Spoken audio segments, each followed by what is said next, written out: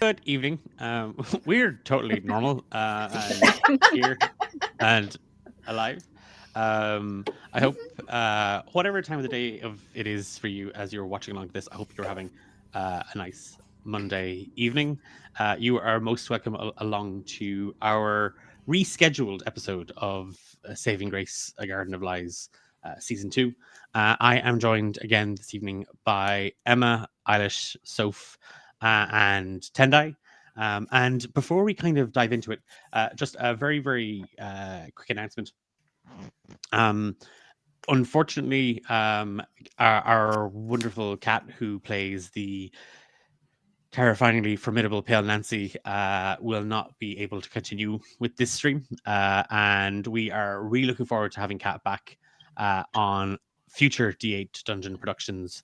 And with the return of Beyond Horizon's Edge into mid-January. So, Kat, if you're watching, I hope you have a wonderful evening, and thank you for bringing so much.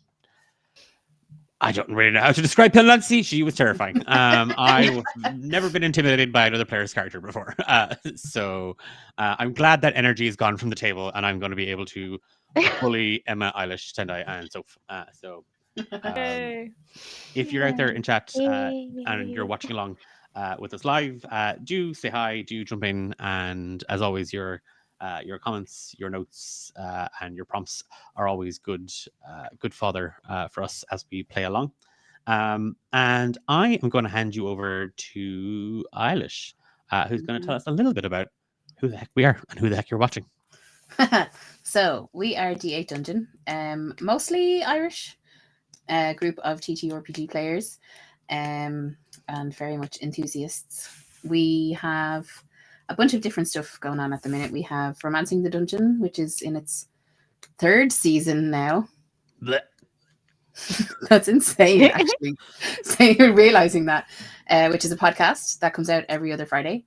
We have Beyond Horizon's Edge, which is a stream that is currently on hiatus. We have this stream, which is Saving Grace, season 2. And if you've missed season 1, what were you doing? Go and watch it on YouTube. And then we also have Ben and Declan on a roll, where Declan and our good friend Ben from Homebrew talk about all different aspects of being a DM and playing TTRPGs. And I think this week's episode is going to be kind of like a TTRPG toy show. So that should be excellent. Yes, I'm trying to stop Ben from doing a musical number. Oh, why? Do we have anything else? Random DMs. Oh, and Random DMs is the other Thursday that Ben and Declan isn't on, where you can see our wonderful Emma, Declan, Tahi, and Ralph, and Nikki. And they take turns playing different DMs, doing Dragon of Icefire Peak. You can tell Eilish watches along and really supports the show. I played Dragon of Icefire Peak, but it's not the same as I remember. I homebrewed the fuck out of that, okay? You guys are taking some serious liberties with that work. No, I took some serious liberties with it. So yeah, we have a bunch of stuff. You can check us out on all of the social medias and YouTube and Twitch, and yeah. Awesome sauce. That's us. And before we kick off with a recap from Soph, Emma is going to tell us about some friends of the show. Yes, we are sponsored by Mystery Dice Goblin, who are a UK-based TTRPG shop for all your dice and D&D accessory needs. Personally, I think they're the greatest D&D shop, but that's just my own opinion.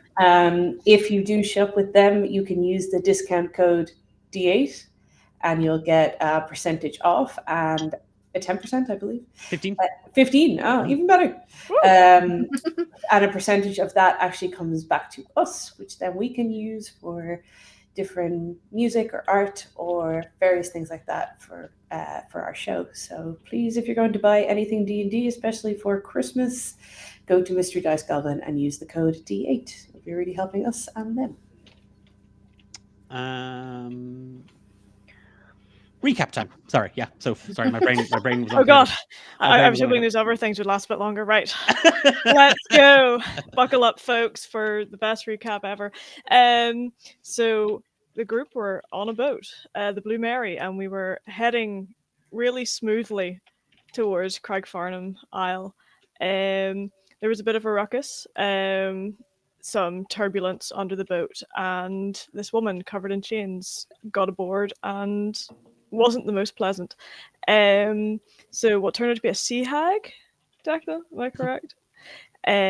Started lashing out, ate a few of the crew. I will be honest, I did think you were talking about Pale Nancy for like a split second. Oh, yeah. I mean, she's not even got 10 minutes. You're already getting called sea hag. You're like, Pale Nancy, sea hag. It's kind of hard to tell the difference.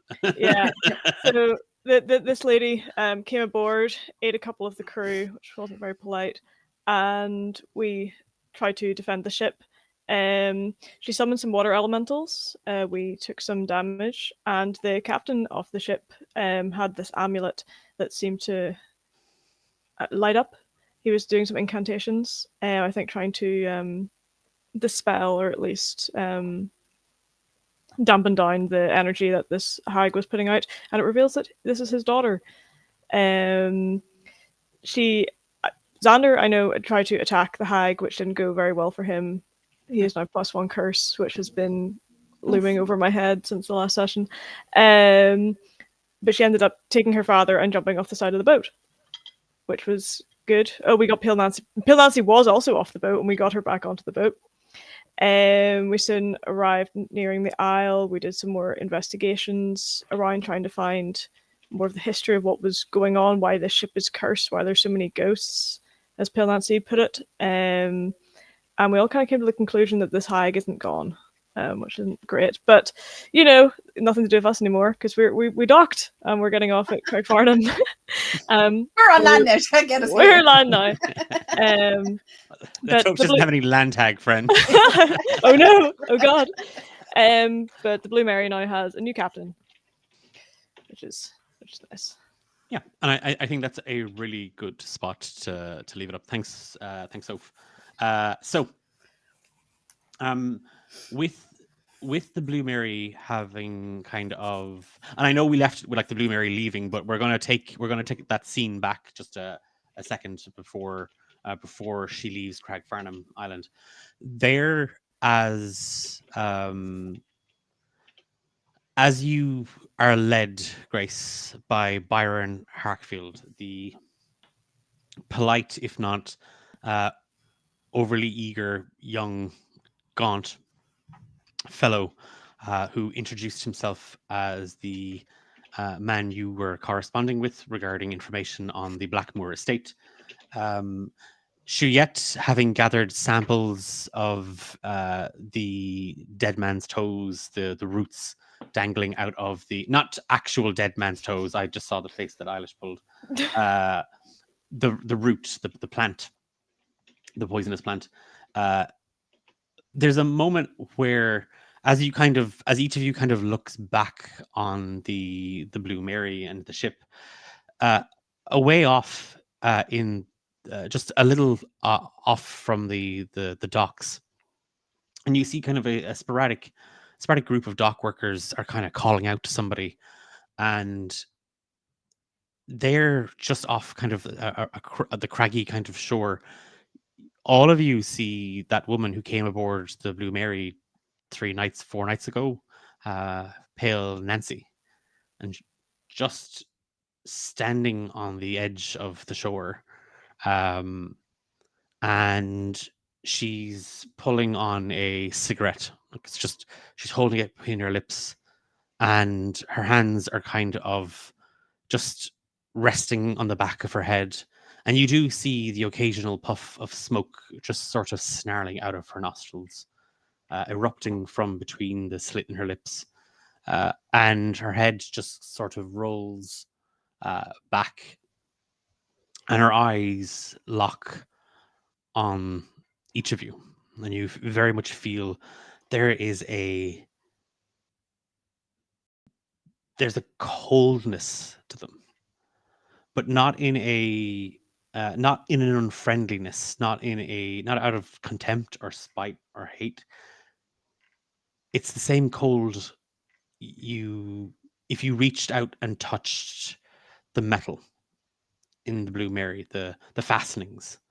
It's that same cold metallic touch. And you feel her presence, though there's some distance between you and her. And a fog has rolled in around one that had kind of, you had thought, evaporated as the morning turned into afternoon and the first views of Craigfarnham began to appear on the horizon. But now it seems to has sort of erupted again. And there is just a curl on Pale Nancy's face, and you see it sort of snarl into this almost Cheshire smile. Death isn't always the end.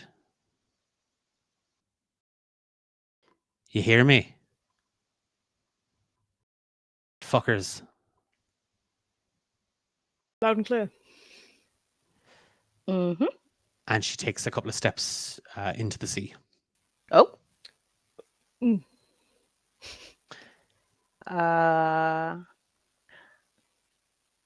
I'll just throw a look to the rest of the group as the, Yeah. friend of yours? An acquaintance, more like. Grace is going to be like just watching Pale Nancy willingly get into the sea after we just fought the hag, being like, death wish maybe. Oh, A low sort of warble comes from Nancy. Like it's like a song or a tune kind of catches in their throat. Death isn't the end. Not for Yeah. you, Grace Stormfield. Oh. And you hear the sloshing of water, and the fog is thicker. You can barely make out her frame. And you just see the embers in her cigarette kind of light up. It'll come for all of you. Let's pray it's not me that finds you. And she lets out a laugh. And you hear the sounds of her pulling herself into a boat, followed by the slapping of water. And that tune, that humming gets a little louder.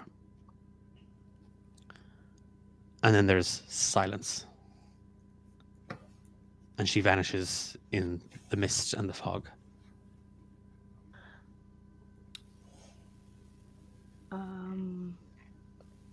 Lovely lady. Okay. Byron, yes.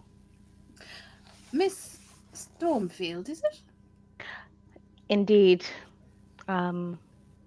He puts out his hand. Pleasure to make your acquaintance. Grace is going to eagerly shake a friendly hand for once. Like, likewise. So, tell me a bit about this wonderful little place. My apologies. Are these your companions? No. No. Byron Hawkfield. And he puts his hand out to both of you. Sound of Initiate, and I will shake Byron's hand. Juliet will shake the hand but not say anything. Shuyet, give me a wisdom saving throw. Oh. Exciting. At advantage. Oh. Good, because that one was a nat one.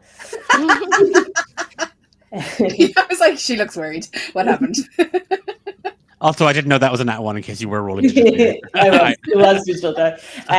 23. Okay. Good lord. Good lord! For Byron. Her hand is very cold.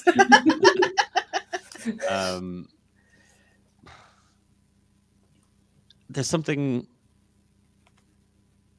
something in Byron's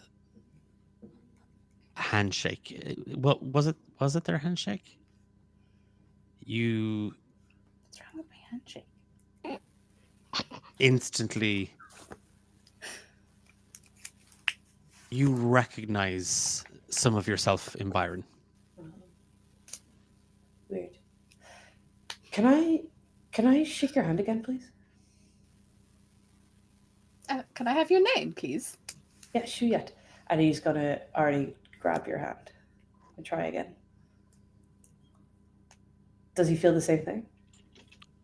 Yeah. Very odd. Very odd. He'll take his notebook out and write some things down. Byron's gonna be like, okay.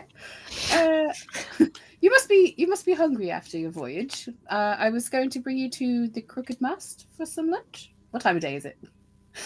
It is afternoon. For some lunch? Appropriate. You'll get to meet some of the locals. So, not to be rude, are you like a tour guide or? Oh, my apologies. I'm a lawyer. Oh. I'm taking care of the Blackmore estate. Oh, I see. And you know Grace?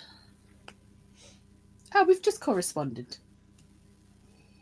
It is that thing, Xander, when you hear the Blackmore estate, that is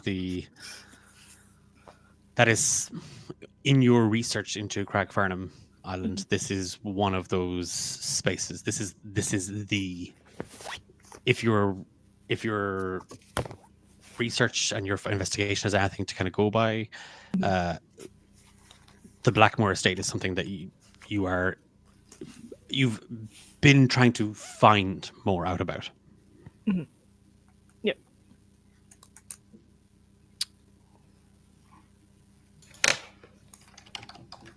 Are you just yeah? Go for it. Sorry, T. Grace is just going to kind of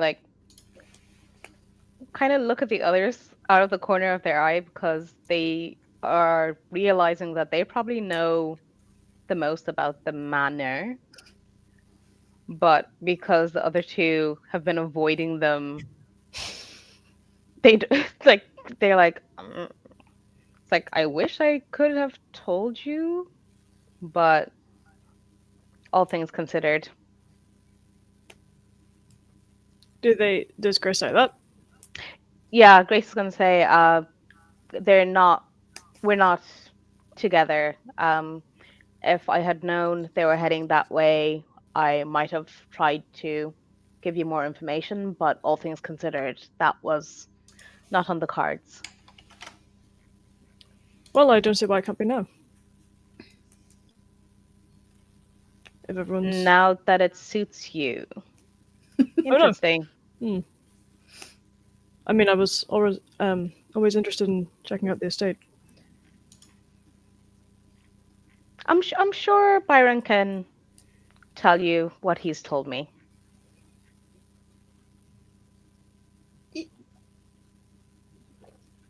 Yes, over some lunch, maybe. And his stomach Yes. growls. Some lunch would be wonderful. It was a lot of soup on that ship, and yes, food would be great. Excellent. Eliza makes a wonderful stew. Oh, okay. More With the liquid. solids in it. At least That's there's liquid. probably some fresh bread, I'd hope. Perhaps.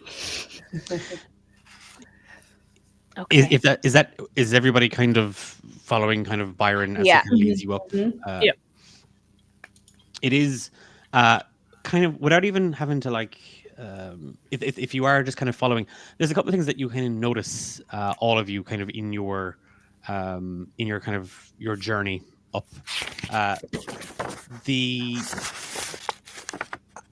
Sorry, I think Alice, I don't know if your microphone was like incredibly close to that paper as you rolled it, but it was like whoosh in my ears. I just muted her on OBS thank as you, well. So thank yeah. But I on approaching Cragfarnham, the island looks like a thorn sticking out of the swirling black. It is this gnarled, jagged, rugged, coarse little rock in the middle of the dark oceans, and it seemed as if there'd be little to no space, safely anyway, to moor the Blue Mary, even with Rin's assuasions that it would be safe, that they do this all the time.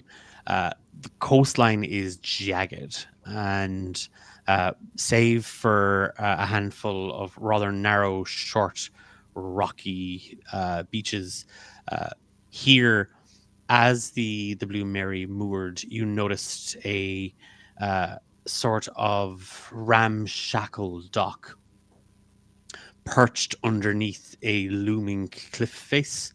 That's sort of, it almost seems to threaten to collapse, as if the tide is slowly over the centuries just eking out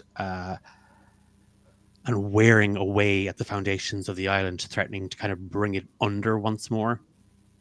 The road here is very much hacked into the cliff face, and while parts of it are more of a smooth incline, some of it, particularly on that first sharp corner upwards, it is a steep ascent, and you find your muscles burning and aching as you make your way atop to the top of the road, and you come face to face with the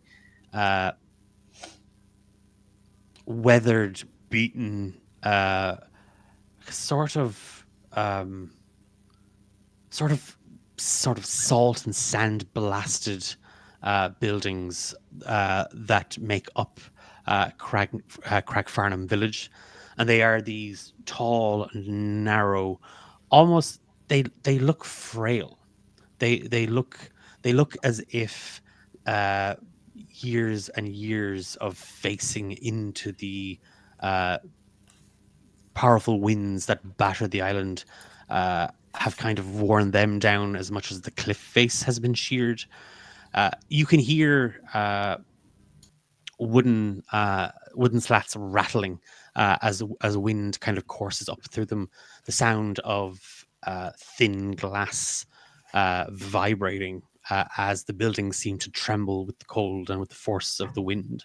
And Byron, it is that thing, like, as all of you kind of make your way up, you do feel just this awful, cruel wind just sort of snake through the open streets here, and again just wallop into you.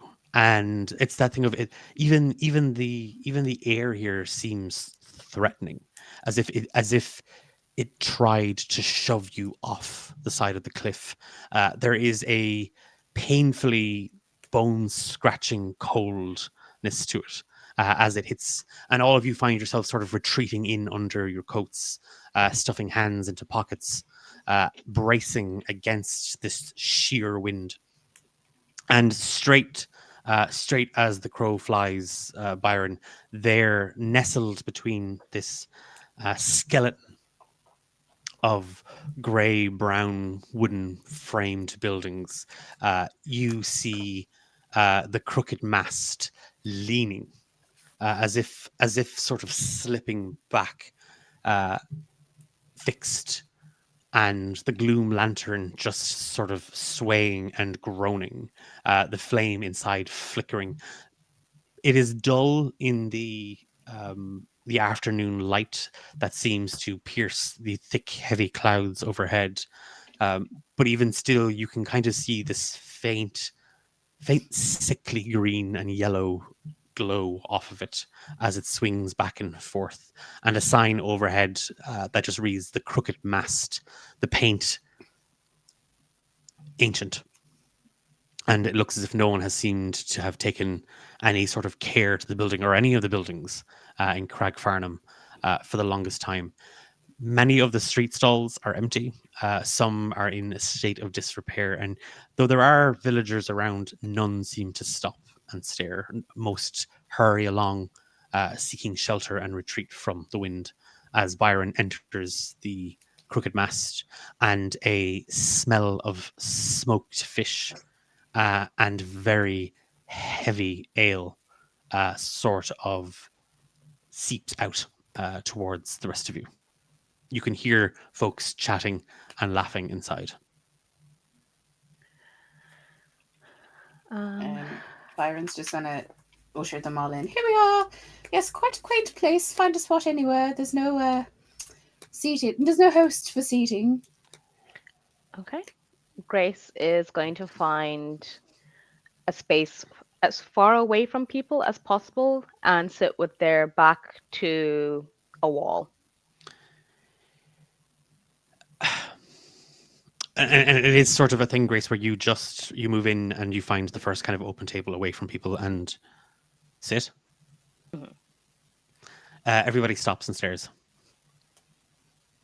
And it is that thing of like, there is nobody set here. In fact, there's a small row of tables with fairly comfortable looking chairs, if not a couple of throws or couches. It's also quite close to a rather old, rotund black metal stove, and you do see kind of a pipe sort of snaking out of it at fixed angles. Byron, Grace is set against the cracked vessel wall. And the rest of you kind of see it. It at first, oh look, it's obviously just part of the building, but it's actually it's part of the sternum of a shipwreck that has been kind of built in and around the Crooked Mast. Oh. Oh, maybe not there. Oh. This table over here is nice and cozy. Of course, yes. Grace is going to sheepishly kind of like get up, eyes kind of downcast, and go and sit somewhere else while also looking at this. Like, why the fuck would there be a mast this far inland? But okay. As you as you get up, Grace, and you kind of follow where Byron kind of directs you to, a couple of people are people are muttering under their breaths, and you just hear, "Hey up, love! It doesn't really matter. You're damned on Craigfardham anyway. Don't be minding them." Damned. Why? Oh, these jesters, they're very funny with their legends and tales. Pay no mind. Oh, well, legends and tales of places like this tend to be steeped with some truth, at least. I'd be curious to find out more. Shuyet and Xander, what are as Byron is sort of like dutifully taking Grace to a different table, and the two of you have kind of followed in, but maybe what are ye doing at this point? Shuyet assumes he's part of this Grace Byron group. So Yep. he's just kind of probably about a foot or two behind Grace, and sat down when she sat down, got up when she sat up, and is going over to this other table. But he's taking everything in. He's trying to figure out. Again, was kind of alerted to the word damned, and writes that down to try dig into it a little bit later. If I could, what's Xander, or is it much the same stuff that you are just? Much as like he comes in after, if people start getting seated, he's gonna like make a note as to what direction the bar is in, if there is one in here, and just kind of say to the group, "Okay, so what does everyone drink?" I think we found it. Yeah. Do they have rum? I can find out. So far, I've only had some ale. You can smell it. I will get the closest thing to rum. Shuyet? Yep. Rum. Okay. Byron. You're getting your own side quest to find rum. We probably left the best place for it. Byron, do you like rum? I'm fine. I'm on the clock, so I'm just going to have some water, please. Okay. Xander will make his way to the bar and order the closest thing to a bottle of rum and some water. Can I interject just for 2 Yeah. seconds, and I don't mean to interrupt the flow, but we just got a notification to say that we got 500 followers on Twitch. So Oh. thank you. Oh, Yay! I think I just got I got an email saying who that was. Ah. So would be heroes. If you're in chat, you are our 500th follower. We don't have anything to give you. Except our Just- gratitude. Gratitude. but yeah, just a truck ton of gratitude and thank you to the 500 people who are following our silly little channel here. Yes, thank you. Thank So- you. That's Kudos. right. Thank you. Sorry, I just wanted to interrupt there. No. I Well, that was a thought, nice cool thing to introduction. celebrate. That was a lovely introduction. Thank you. Give me 2 seconds to kind of maybe describe the layout of the Crooked rum Mask house? yes, the rum. You do realize that I have been scrambling in my brain now to try and figure out what the hell this island's version of rum is. But thank you. Yeah, that's the real horror in Saving Grace. Having Declan try and concoct various different alcoholic beverages. Challenge accepted. Ooh, So- themed cocktails. As you stepped in, it looked like any kind of tavern inn that you've been in kind of before, but it is now that you've kind of maneuvered through it a little bit, and specifically Xander having kind of followed in and then been shifted over by Byron to a different seat away from that wall on the left side of the building. The Crooked Mast has sort of an L shape about it. And there is where the bar, when you would come in, the bar is off to the right, and there is just a kind of a long open space. And overhead, you do see sort of a platform with kind of a guardrail, and you now find yourselves, or the table of the group find themselves seated under a stairwell.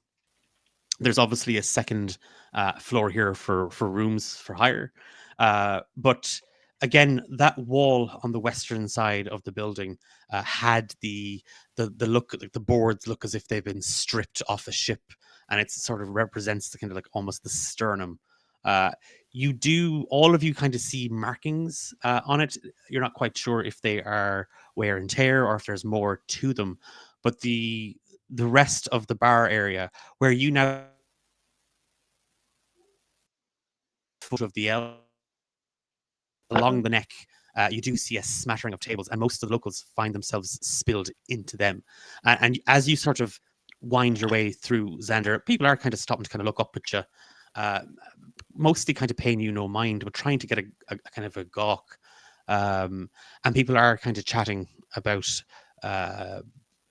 Byron in particular. Maybe these are the people that he's meant to be meeting, or what. But you can kind of hear snippets of conversations as you approach the bar, and there's a middle-aged tiefling woman kind of standing there, and there is just kind of a bushel of kind of gray and hyacinth kind of curls, and fixed between them you do see two short of like like horns, more like kind of nubs, like as if they didn't fully, they look rounded more than sharp, and a tail sort of coils behind her, and she's kind of wearing what you'd expect from kind of a barkeep, kind of a heavy apron, a very thick woolen sort of like an overshirt or a cardigan, and they can kind of clearly see like the collar of a kind of a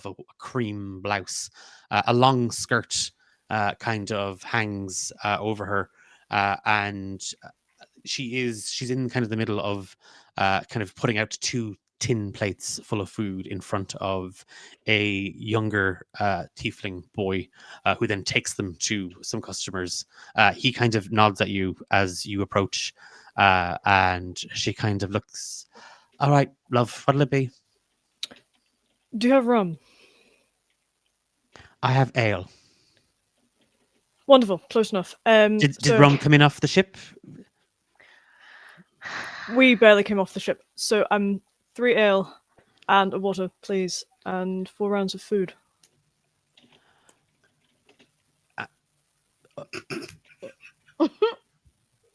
Just any food. Well, Byron said that you had stew, so that's what I assumed it was. stew it is then. If there are more solid options, I'm all ears. You can have the meatloaf. Yep. Yes. Um, Please. and like she scratches it down, and she's already she's dunked kind of the first kind of mug of ale into it, into a barrel next to her, and then kind of as she kind of puts that into one hand and she puts it on a tray, she takes a second, she dunks it in, and you see she slips behind. There's a behind the bar. She slips off through a kind of a small door, and she says something. Do you speak Infernal? I don't. Okay. You do hear sort of a rasping tongue from her, and the young boy who's been serving food kind of like perks up and kind of laughs to himself as he kind of eyes you. Um, Question: how close are they? Would we Up- be able to hear them? Opposite ends, so no. No. Okay, cool. Because again, you're at the foot of the L. They're at the kind of the top of the L. So Okay, cool. yeah. And like yeah, she does. She says something. She comes back and she does have a small pitcher of water and a couple of sort of wooden cups, 4 little wooden cups. She puts them on the tray, and as she kind of shoves it towards you, she puts a hand out for payment. How much will it be? Well, 9 silver for the drinks and 15 copper for the food. I hand her 2 gold. She kind of looks at it. She puts one of the gold pieces back and slides it at you. Takes the other and then moves back into the back kitchen. And again, you hear this infernal tongue, this rasping, and then somebody else on the other side is speaking back, and it's broken. It's a mix of a kind of infernal and common. Oh, I speak common. And it's just you just hear tell him coin small. And again, there's a kind of a back and forth, and eventually she comes back, and she starts kind of rummaging around. It takes a few minutes, and it does, like a couple of minutes pass, and so much time has passed that eventually the food comes out, and again, 4 plates, for these sort of kind of grey tinny looking plates are kind of put out onto the bar. There is a wedge of pink and brown jellied meat that's steaming, sitting in a puddle of thick brown liquid, Maybe we should have got the stew. and I a told you. charred piece of potato, like a kind of a black root vegetable potato type thing. And the boy immediately kind of takes the kind of the 4 plates in his arms. Right, there's your change. And she slides a load of like copper and silver pieces towards you. Oh, no, it was a tip. I meant for you to keep the gold.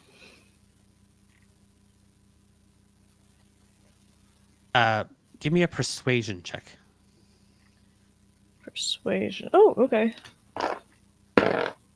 Ooh, 14.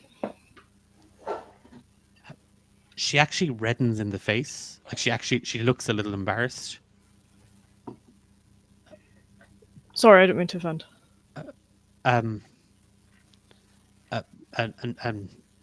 No, thank you. And immediately she takes kind of a cloth out of the apron and she just starts cleaning the cups. Like she like it's that thing of like she seems to kind of like she now feels embarrassed, kind of like at what you've paid. So she takes the kind of the coin off the bar and she puts it into a kind of a small little box. I'm Eliza Darrenbrack. That's my little fella Theo. If you need anything, just give the boy a call and we'll get you sorted. Thank you. Thanks. Xander. I will help Theo over with, like, if he's carrying the plates, I'll carry the mugs Okay. and stuff over. Yeah, she goes to kind of getting some more customers' drinks, and they're all kind of looking on. And again, you just hear a tip in this tip. And like she clatters one of the customers around the back of the ears. Oh, that's what a gentleman looks like. I've told you that's what a gentleman looks like. And she waves you off as Xander, you return about just maybe 10 minutes later with kind of the food and drinks. At this point, like, so while Xander is kind of arranging the food and the drinks, Byron, Shuyette, and Grace, you find yourselves seated with Shuyette sort of set, to be fair to say, kind of between Byron and Grace. Yep, absolutely. Yeah, completely. Making as much space as possible. Man spreading. Yeah, I kind of imagine immediately it's like just their journal out on the table with kind of and still like with a hood up, still not making eye contact, just writing things down. The jar of dead man's toes, like sitting on the table. Yeah, or popping out of his bag a little bit. Yeah, absolutely. Okay. I love him. And you say you met on the ship?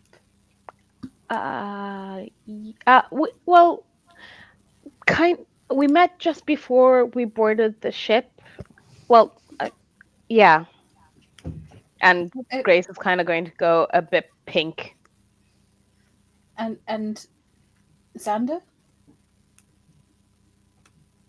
You met him on the ship too? Well, we all met before getting on the ship. It was a very interesting introduction, and a very there was a lot happened. Oh, really? Yes. Storms? Kinda, yeah. You could say that. Perilous danger? Yes. Sea hag. Yes. Oh. The captain's daughter, Sea Hag. Well, that's unfortunate.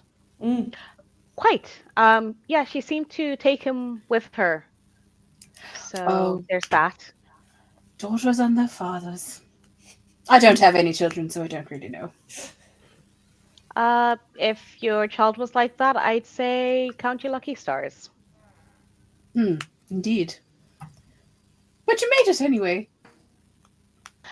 Yes, we did. And you're all interested in the manor? I can't speak for the others, but I have some interest in that manor, yeah.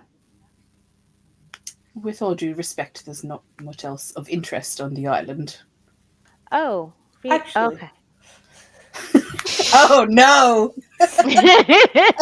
Well, actually. Oh, we have a well, actually. I have reason to believe that there's quite a lot of magical forces on the island, and this is where the ley lines cross. And I think it's quite close to the manor, so that's that. I don't really care about the manor. I just care about the magic. Byron is a bit taken aback. He's like, "Don't care about the manor." And he's I'm sorry, the ley lines. Yes. Oh, and what are they?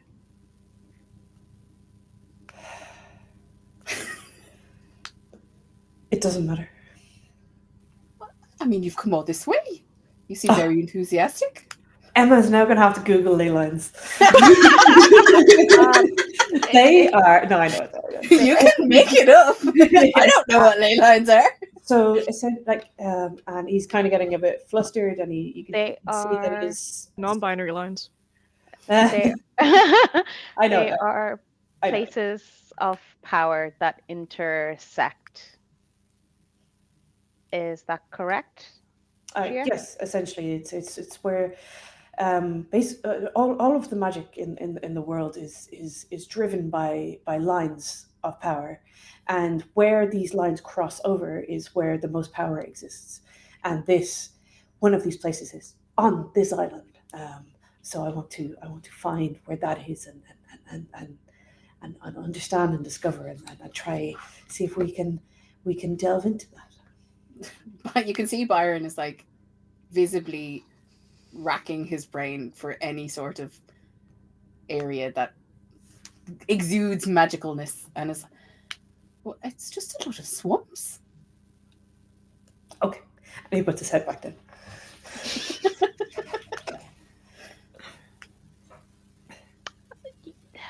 Sometimes ley lines don't look and behave in very obvious manners, but I'm sure there's somewhere on this island that's kind of been forgotten about that fits that bill. Well, now that you mention it, there is a part of the estate that was lost to the swamp many years ago. But I mean, it's in the swamp now. I wouldn't go digging in there. Why not? Well, it's a swamp. It smells.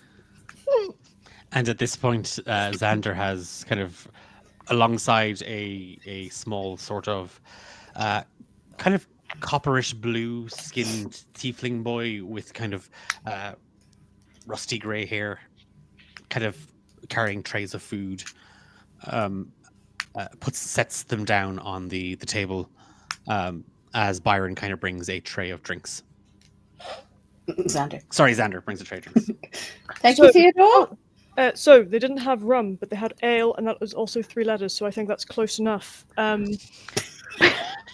Sound logic, my good man. Sound logic. So if you could take a point of inspiration for Oh, that. oh hell yeah! And When they put the stuff down, he turns to Theo and just hands him the other gold that I had originally. Like that was given back to me because I had taken 2 gold out of my inventory. So I handed it to Theo at the tip. I've already taken it out of my pocket. I'm not putting it back. I've really been Missed holding the money this- bag. You're a rich man. I'm just that rich. I'm not adding it back to my inventory. No, he takes it and like his eyes light up, and they're like kind of like a half bubbled kind of. So again, Byron, all the time you've been working here, Theo doesn't speak. He's mute, and there is just kind of a kind of a gasping bubble of kind of like a it sounds like kind of a shriek kind of out of his throat and chest as he kind of just looks at you. You see a smile on his face, Xander, and his eyes are just this big, wide kind of like as he sees it, and he shoves the gold coin into his pocket, Thank you. and he nods and he heads away from the table. They didn't have any stew. Oh, I think they did, but Grace mentioned not wanting kind of a liquid diet, so I tried to find the most solid. But on inspection, I think there's actually might be more liquid in the stew. Thank you. Sorry, it was not my intention to choose the meal for everyone. No, sure. Technically, I did. I've decided you're all having meatloaf. Enjoy. Delicious. I'm. What sort of cattle or herds can be found on this island? Pray tell, Byron. Has Byron come across any cattle? It's mostly pig. Like it's Okay. like there may be some kind of goats, sheep.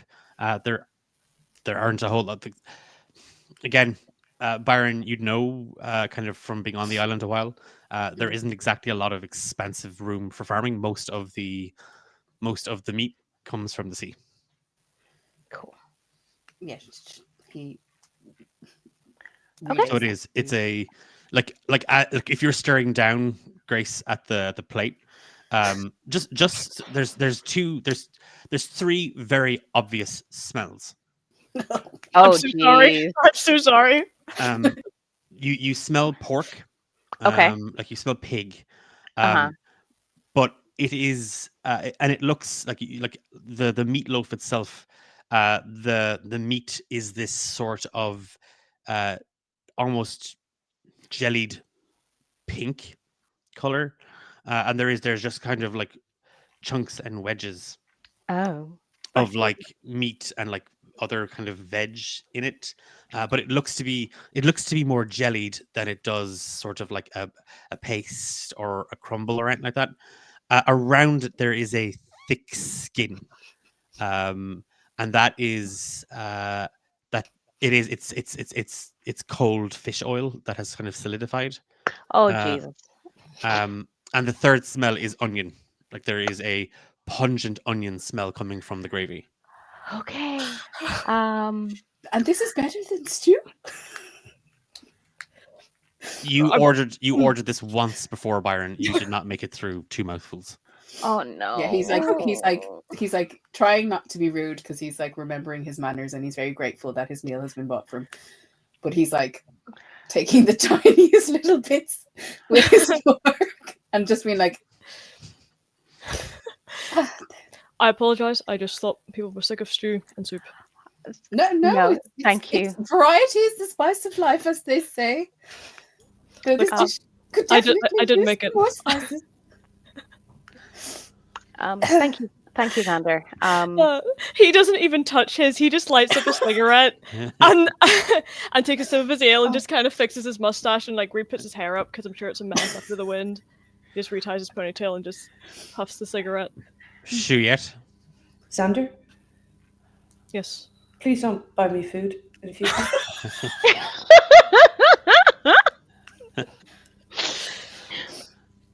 No, just- Somebody once said, just like as an above game moment, somebody once said that I am the worst DM when it comes to describing food, and Yeah, I never want to eat again. and it's actually, I think the first time was in Saving Grace as well when we were describing like the food from the canteen. Yeah, the fucking food in the canteen as well. Has Grace ever had a good meal? I don't think so. In the no. Grove. Oh, Yeah, yes. Nana made Oh, her yeah. delicious food. Oh, She was Nana. treated like a princess, not a prisoner. I know. It was so scary. It was so scary. I didn't know what was going on most of the time. But Grace is going to fix themselves. Like you're actually going to see them like take a deep breath and grab an eating utensil and just start going ham on this meatloaf because they're not going to insult. They're not going to insult the poor person who cooked this, and they're not going to spit in the face of Xander's generosity. It is. Uh, It is that thing, Grace. As you take a mouthful, it's delicious. Oh. Oh. Like it, Yes. it might not look like anything. It might not look, it like presentation wise, it kind of just looks like a bunch of things slopped onto a plate. But there is something kind of in the, with kind of a spoon laden with the gravy and the meatloaf. They are like, the meatloaf is cold, like it's chilled, but Mhm. the gravy is piping hot, and so are the, like the potato. It has kind of the texture of a potato, but it's black, and it has sort of a kind of a kind of an eggy taste to it, but kind of a very floury texture. And you've had this once before, Oh. and as you take a mouthful, that is the flavor that lingers. It's not the fish, it's not the pork, the gravy, and you hear Thane. It's it it's fine, love. It's a basalt spud, a potato, a basalt potato. Just try it. You'll like it. And again, a hand reaches out to you, and kind of you find yourself holding half a. I mean, it looks like a clod of dirt. It looks like charred rock, and it has that sort of eggy smell. And as you kind of hold it up, you can feel the cold around you. You can hear the dripping of water in the cave behind you, and then you can smell. You can smell the smoke from the small little fire that Thane has lit, and how it kind of wraps itself around his clothes, and it sort of sticks to his neck, and you can smell his sweat and the musk, the leather, and you can taste the basalt potato. And when your eyes open, the plate is clean. Oh. You all watched Grace just sort of spoon mouthfuls of this in, barely taking time to chew. And Juliet, Byron, and Xander, you watch on as she devours the plate.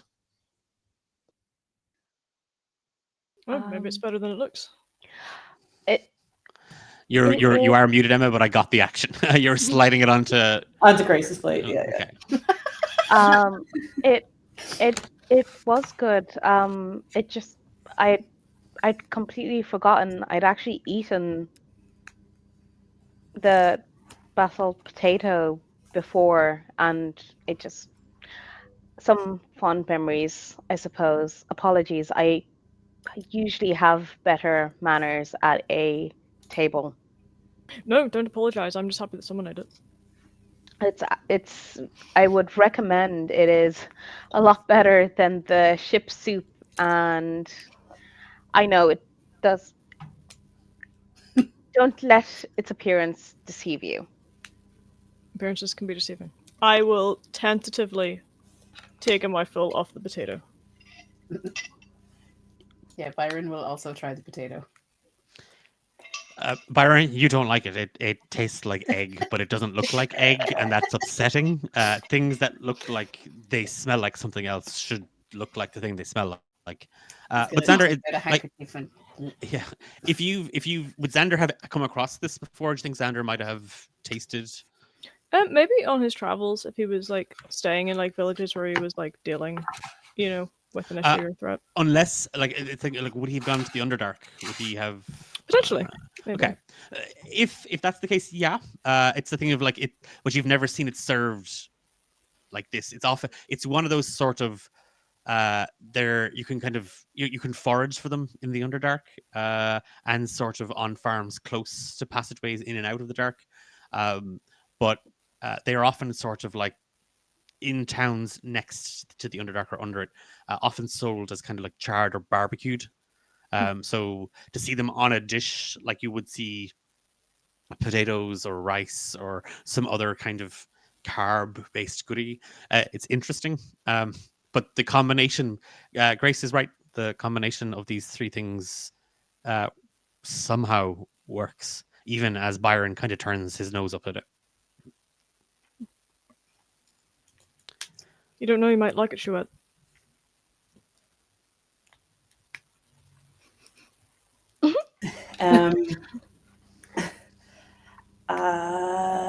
No, nothing. Shit! You're gonna kill me. Swear to God. As kind of the group kind of sits around and kind of discusses the food, the afternoon kind of rolls into the early evening, and it gets dark very quickly here. And you do see that sort of faint, sickly green and yellow light from outside the lantern swinging back and forth grows a little bit brighter as the darkness kind of settles in on Cragfarnham Isle. And occasionally Theo or Eliza sort of appear. They take away the plates. Someone puts logs into the stove, and more of the locals sort of clamber in, particularly as fishermen who'd been out all morning and afternoon trying to land their catch return. Most, if not all, are unbothered or unfazed by the four of you set under the stairwell. And you can hear chatter now that people are kind of accustomed to three new strangers sitting with that fancy fella from Rotherham. They're very much sort of leaving ye alone. Awesome. So, Byron, tell us a bit more about the estate and the swamp that swallowed part of it. Grace is going to kind of probe, looking at Juliet, try and like. He's Is looking it- at the ground. So, Okay. Yeah. but for you listening in, his ears are peaked when you mentioned the swamp again. Well, it was just one of the northern corners. There was a gazebo that was just enveloped, I suppose you'd say, into the swamp a long time ago. And they never really made any attempts to get it back Um, or rebuild. Theo knocks one of the small cups full of water at this point, like kind of cleaning up the table around you. Mhm. And he looks at you, Byron, kind of very puzzled. So Oh, then good one, Theo. and he kind of picks up the cup and he kind of wipes he's making a mess and he's trying to clean it up. And he just kind of walks away from the table, like having cleaned up.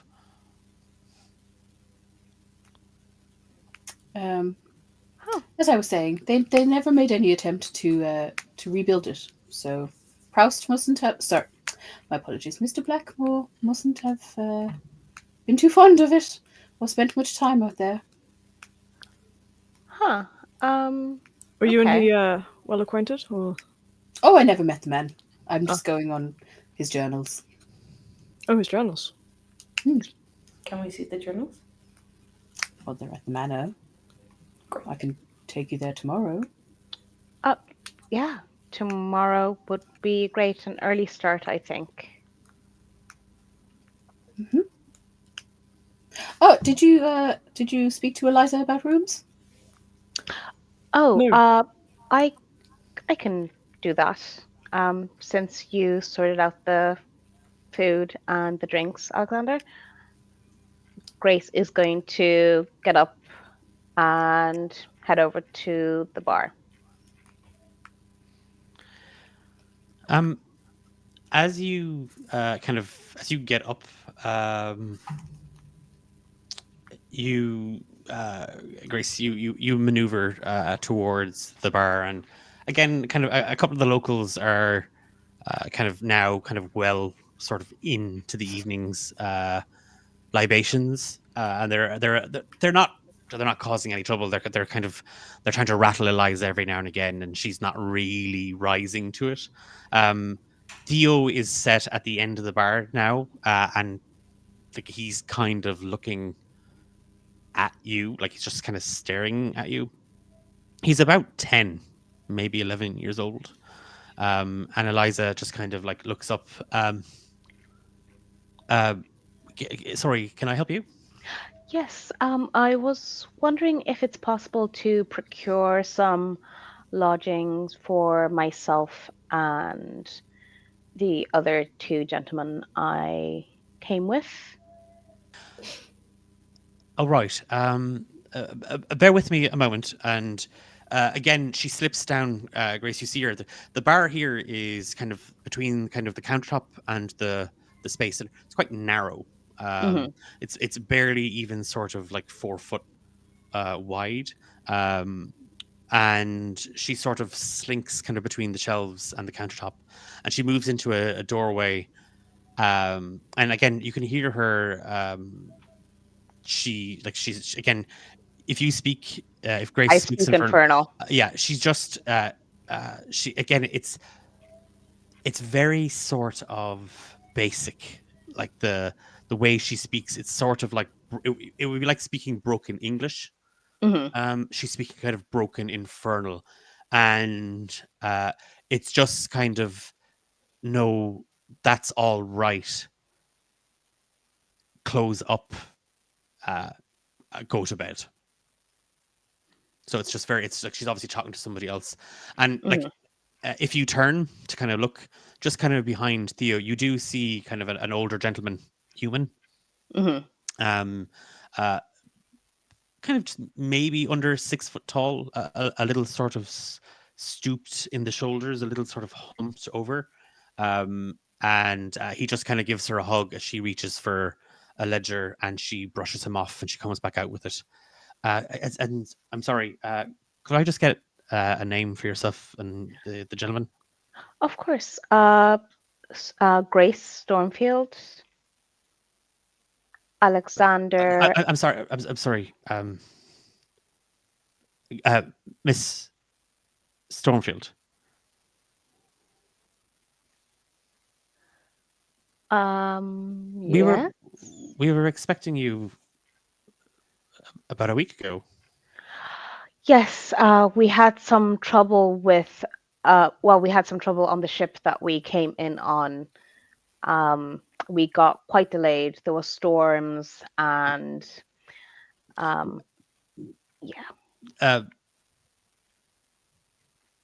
She looks perplexed. No, it's just. Never mind. Sorry, you were saying, Miss Stormfield, Xander. Xander and Chuyette. And it'll be 3 rooms that you're looking for then. Yes, please. Right. And how many nights? I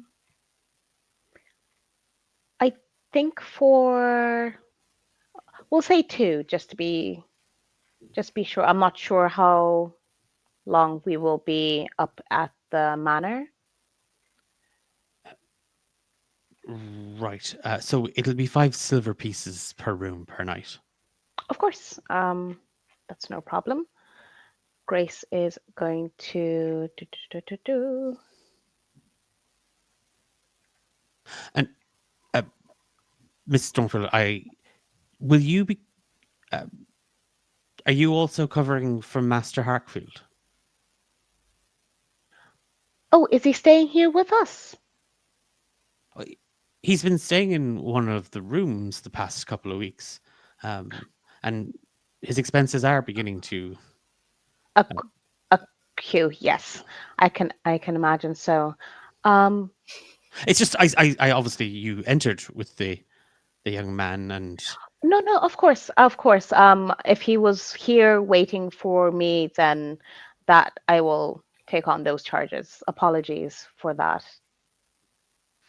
You were in the middle of a thought about my supposing to have been here sooner. Did you hear? I beg your pardon. It's obviously been a long day, and I'm a little understaffed here, with the exception of the lad. Because the rooms are all sorted. And do you want him breakfast in the morning then as well, or? Breakfast in the morning would be great. Yes, please.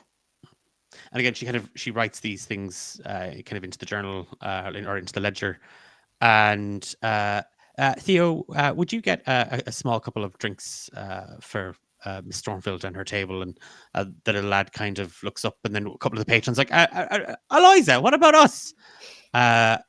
And she sort of like, you see her, Grace, holding the ledger, kind of just waves off, and she seems to be kind of looking through it. She heads kind of into the back kitchen and the small back office off the bar. Okay. Okay, so is Theo still kind of around the bar? Yeah, he's getting kind of like he's sort of on tippy toes, kind of leaning into the barrel and filling up some of the mugs. Okay.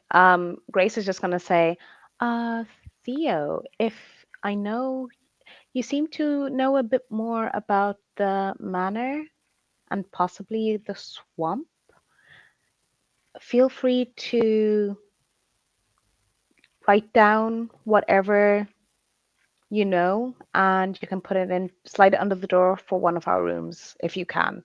I'll make sure that you have paper and a pencil. Just he spills some of the ale out, like it's that thing of like he reaches in, he kind of looks up at you, and he kind of sloshes some of the ale out, and give me a persuasion check, Grace.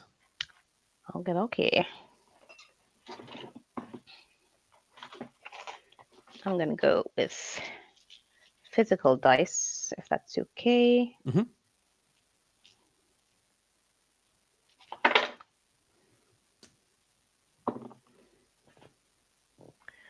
That is a that is a 14. He just kind of he looks at you and he kind of just nods. And he again he kind of puts the second kind of mug of ale on the bar and then dips for 2 more. And he kind of just kind of takes a step back and kind of starts to clean up the mess on the floor. Okay. Grace is going to take that as their cue and head back to the table. So when Eliza cut themselves off from saying what they wanted to say, did it look like she was actively trying to hide something, or was it a case of just I might be genuinely misremembering things? If the thought is kind of pondering in your head now as you kind of step away, you can give me an insight check at disadvantage. Okay, yeah. Just to kind of see how much of it you take in. Okay.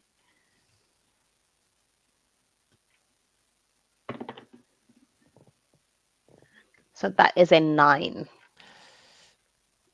The thought is there, Grace, Mhm. but you don't know. Like the woman does look tired, but you don't know. Like it's Okay. that thing of like it's natural these days for Grace to sort of second guess a lot of their Everything. interactions. But yeah, there is just kind of a nagging thought at the back of your mind, but you don't know if that's just your mind and the way it is and it has been these last few months, or was there something more? As you sort of return to the table, what are Byron and Xander talking about at this point while Grace is getting the rooms? I imagine that Xander would just be kind of like asking a bit more about like the history of the manor and the family and kind of what their like interests are.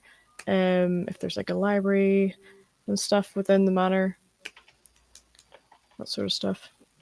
Just trying to get some more like information on just kind of where they are. Yeah, Byron would have probably just like asked him what brought him to the island, like why was he on the ship with Grace. Okay, so if you're cool with it, can we dive into that a little bit? Oh, I'm a monster hunter by trade, so I like going to interesting places.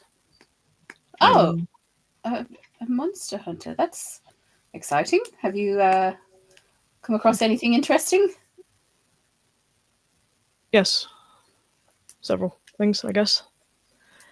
I guess that's why I was interested in the island, big spooky estate. See if there was anything worth looking for.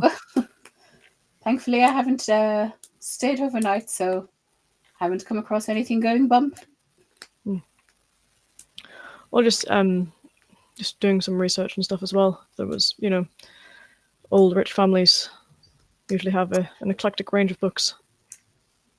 Yes, the manor certainly has some interesting trinkets scattered around. We can take a look at them tomorrow, see if anything takes your fancy. I'm still trying to find an heir to take on the estate, as they say. Yes. About that, do you have any leads? No. For a man who kept so many journals, he doesn't really say much of anything in them. It's a lot of rambling, to be honest. So do you think the estate can maybe just go up for auction or something?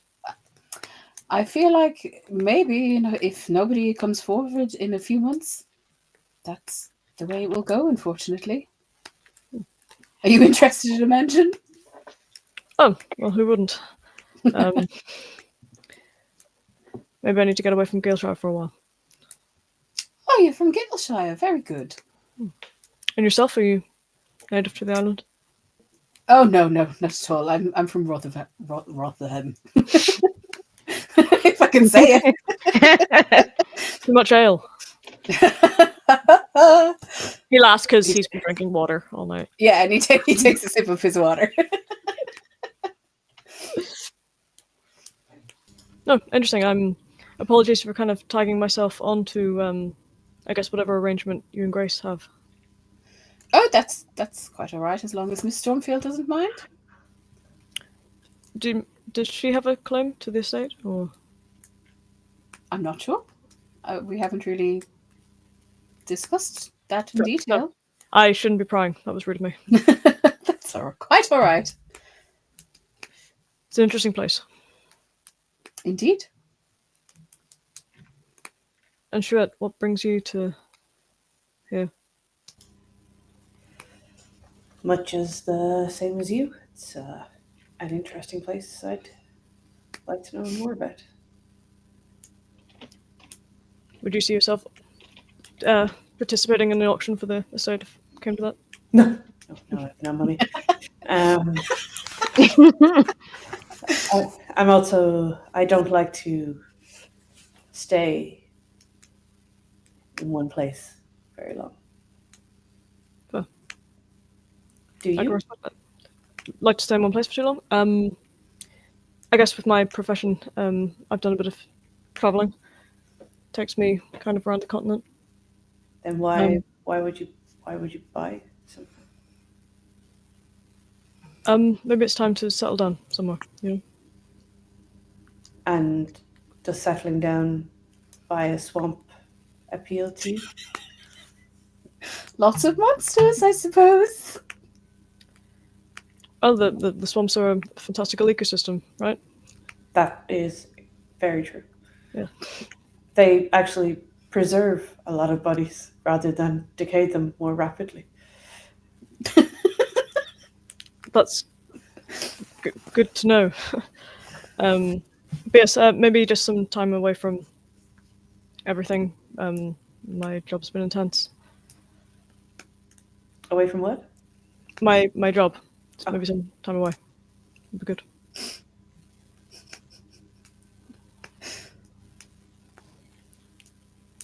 At this point, Grace has kind of come back with kind of the tray of drinks. Here you go. And yes, we're Byron, I did book us in for 2 nights. I wasn't sure how long we might be in the manor for. Do you think that is enough? I believe so. It shouldn't take that long to travel up and back. Why Great. can we not stay in the manor? Well, I didn't want to assume. well, I mean, there's no housekeeper, and the fires haven't been lit in a while. And Sorry, what do you do? I'm a lawyer. I'm looking after the estate. I'm trying to find the next person in line to inherit it. Okay. Is that not why you were coming? Is this to Grace? Yeah.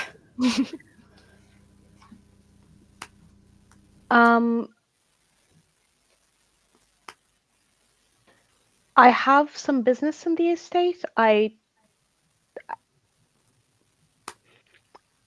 Grace is kind of going to be a bit stuck for words, kind of like, am I a secret heir? But I mean, you said you were interested in the family. I assumed you'd seen my notice in the paper. Oh, I am interested in the family. There was some business that I was undertaking in relation to the family, and truth be told, there's a lot I don't know yet, and if this might lead to me finding an heir, I'm not quite sure, but I'm not really privy to say more. I'm very confused. You were in the employ of the Blackmores? In a manner, yes. In the manor, so you've been to the island before? Or just No, in a manor? In a manner of speaking, yes, I am in the employ of the family. What did you do? If you don't mind me asking. Oh shit. Oh! Oh. Grace. Well, I try and I help people. So I used to adventure with my spouse, and we used to track down family belongings, heirlooms, things of that nature, uncovering secrets that were once hidden and that sort of thing. And I've been tasked with uncovering the secrets of Blackmore Manor. Quite an arduous journey to come by yourself. Would your spouse not come with you? He is no longer with us. Xander's face kind of like goes pale and falls a bit. Yes, he did. I'm very sorry to hear that. Thank you. It's been a difficult adjustment, to say the least. It always is. Grace is going to kind of like cock her head at Alexander and kind of be like, can I like try and ascertain if that is a speaking from experience? It always is, or a general thoughts and prayers type of comment. Rip. Like a there, ox. So, Xander, what are you? Is it that sort of? Are you outright lying to Grace in that sort of like I'm trying to just deflect here, or do you think it might be that sort of it's more a bit persuasive in like I understand you sort of a thing and letting it be like that? I think he is trying to like be sincere and empathetic, but maybe his own emotions are slipping through a little bit. Okay, so if you want to give me a persuasion check and Grace an insight check. Mm-hmm.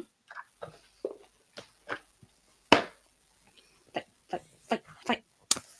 10. That is a 21. Damn! No, Grace, you know that Xander is there's something more behind their words. It wasn't just an expression of sympathy. That there's obviously there's a familiar pang of hurt. Okay. How very delicious. You keep loves your a man. secrets. I will.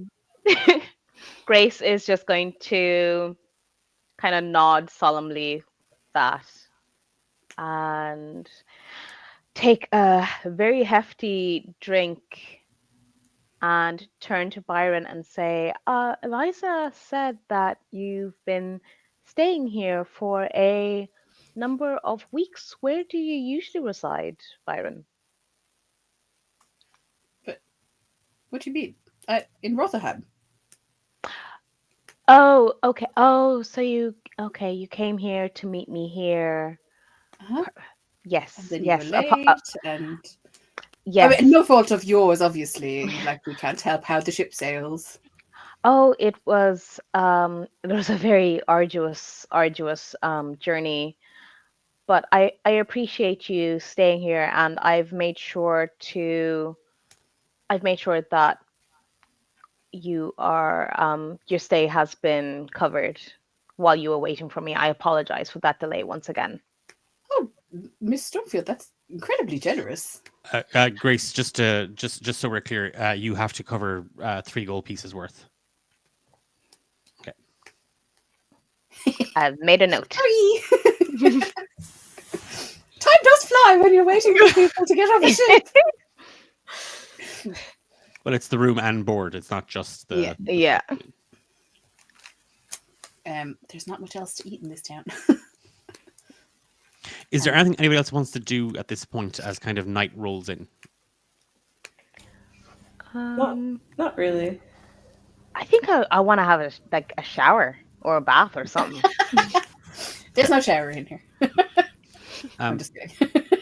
It's like a Triton 360 shower. If it is that case that like you are all kind of the tiredness, the ale sitting in your bellies, sleep does kind of, it is a thing of like, okay, it might be time to call it a night. And you do see that many of the patrons have sort of shuffled on, though there are a few. Eliza hasn't returned. Instead, there is kind of a surly-looking older gentleman standing there, and he is kind of chatting to some of the other patrons who've all kind of gathered around the bar. Most of the tables are empty. It is mostly now folks just at the bar with this gentleman. Theo has also kind of gone away. Like, you don't see any sign of the young boy. But if it is a case of you are looking to rest up, you can find your rooms upstairs. Eliza having pointed them out earlier on, that just there's only 6 rooms, 4 of which are now under temporary ownership of Grace Stormfield, having covered the cost for Shiet and Xander and Byron's room. Is there anything? So, Grace, you are taking a bath, like you were kind of freshening up. Byron, what are you doing for the evening? Sleeping. Okay, you're just literally just throwing yourself down into bed. Shiet.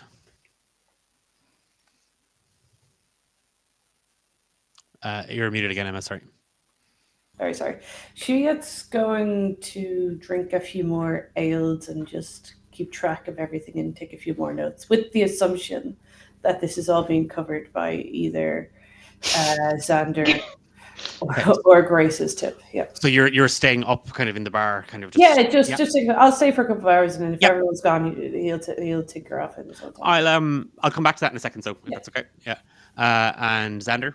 Xander will probably take himself to his room, get freshened up a bit, and then go for a walk. Grace talking about her late spouse has kind of brought back some memories, so he's just going for a walk, clear his head, and kind of just get a feel for the lay of the land a little bit. Okay. So we've kind of 3 kind of, with the exception of Byron, we've kind of 3 very different kind of evenings in front of us, and I think we'll start maybe with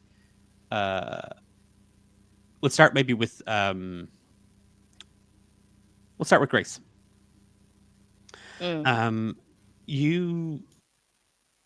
It is a thing, like as you ask for kind of hot water to be brought up to the room so that you can have a bath. There is a tub in the room, fixed into a corner, and the older man, human, kind of in his late 50s, kind of hauls kind of 2 heavy kind of buckets up. Neither of them full to the brim, but enough to kind of fill the tub kind of a little ways, about halfway up. And he kind of mutters something under his breath of, like, enjoy your stay.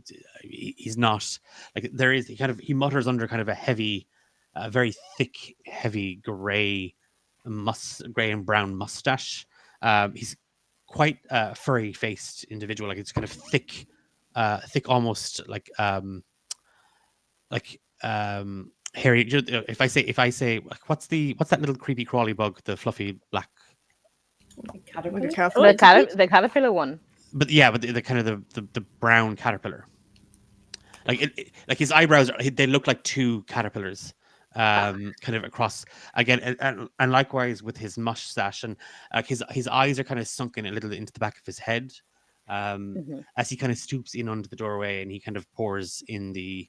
And he gestures at kind of a small table, and there's a couple of small little vials of oil and kind of like salt. Oh. And there's a trunk with kind of fresh towels in it. And he kind of nods and he slips out.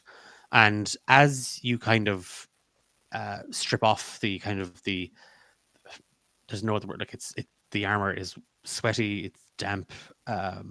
It isn't in the best of shape after the fight on the ship, or the fight in Nukri, but it's still intact, it's still durable, it still lasts, but you can see kind of the wear and tear of it, Grace. And just sort of slipping into the tub, you can kind of, it's hot, but it's not boiling. Like, it's that sort of, there's a sting as you slip into it, but it's kind of that sort of comforting sting of heat. And there is some of the salt hasn't quite dissolved. There's little sort of pebbles of or chunks of little rock salt, and there is a fragrant, like with the oil sitting on top. You are getting kind of notes of like rosemary and eucalyptus, and it Okay. is sorry, lavender and eucalyptus, not rosemary. No, I'm not making a bloody chicken. More stew. Yeah, More or I stew. love, I love rosemary. Okay, well, we'll say rosemary, lavender, and eucalyptus. And you do it's like you can feel the warm water on your skin. You can feel your whole body sinking into the tub as your knees kind of bend up and you sink enough to just enough kind of where your mouth is covered and your nose kind of pokes over the top and your eyes kind of see, and the room like a kind of steam wafts off the tub.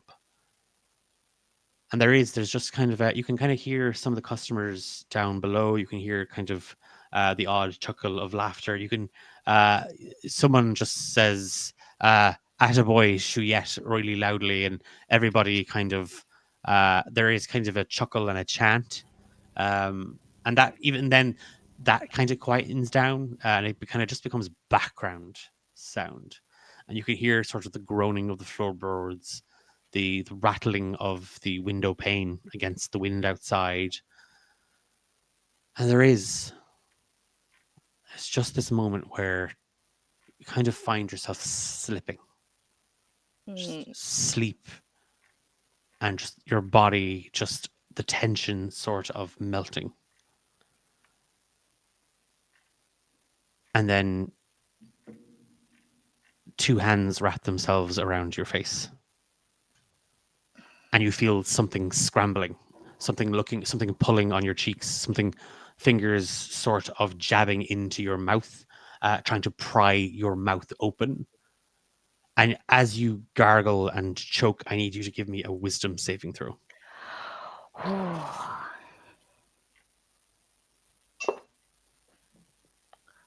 16.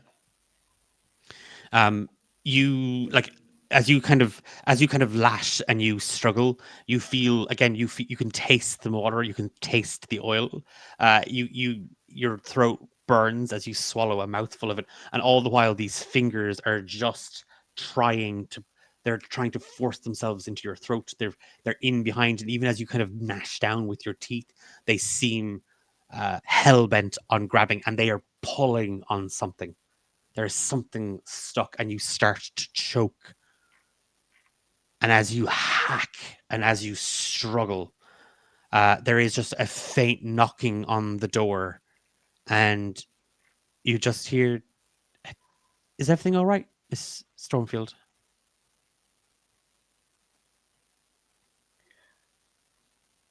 Has the choking. The full sensation's gone. Yes, apologies. I started dozing off there, and yeah, I'm fine. I'm fine. Thank you. I apologize. And you hear footsteps kind of move away as Eliza kind of just slips back kind of down the hallway. There's something floating in the tub, Grace. There's just... You see...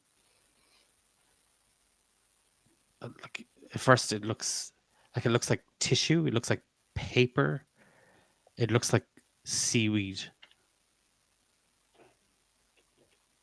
And as you pick it up, some of it kind of falls away, and there's a splash as it hits the water. It's a rag. It's a rotting piece of grey cloth.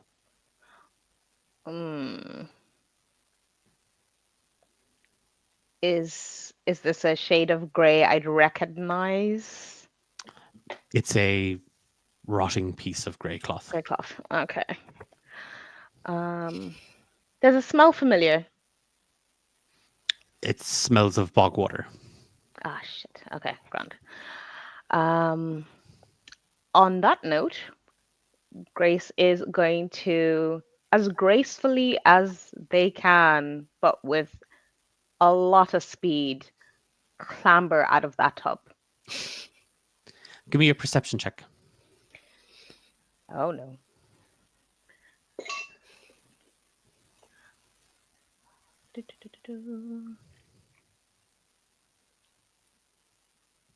That is a 19. It's a thing, Grace, as you spill out of the tub and you reach for one of the heavy kind of worn towels, you wrap it around yourself, and as you kind of half turn, you catch your reflection in the mirror.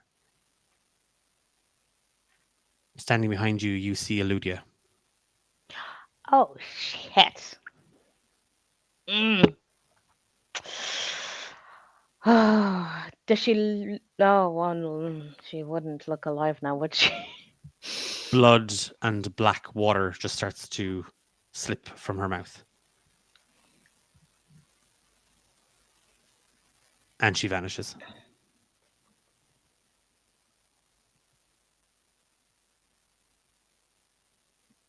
Okay. Shuyet. Yep. You've what started out as an evening kind of recollecting your thoughts, kind of jotting down the conversations, the snippets of details that you heard exchanged by Byron, Xander, Grace, all very fascinating, interesting things. Though you'd wished they had dwelled a little bit further on the ley lines.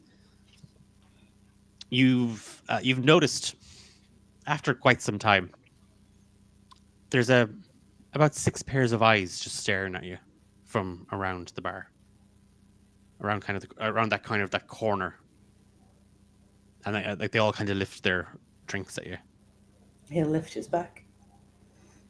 All right then, come on, park yourself. Okay, he'll get up and sit. You said there's 6 of them. He'll sit bang smack in the middle, so 3 on one side, 3 in the middle. So sorry, you'll be so one of the pairs is that older gentleman behind the bar. But yeah, you can kind of fix yourself kind of in the middle of this. Yeah. So Rorik, Tommy, Gorman, Bose, Stern, Selkie, yourself. Shuyet. What's brought you to Craigfarnham? Shit. And it's this posturing group of old men, like they look as weathered and as worn and as leathered by the wind as the buildings, and the fella you are chatting to is a kind of a half elf sort. Looks to be kind of in his late 50s, early 60s. They all seem to be kind of in around their late 50s or 60s. There's two kind of Ganassis. There's two water Ganassis, a dwarven fella, the human barman, and another tiefling. Okay. Addressing and looking at no one in particular, he'll say, "It's an extremely interesting place, wouldn't you say?" Well, I'll drink to that then. And they all kind of take their mug and they all step away. First time we've heard that now.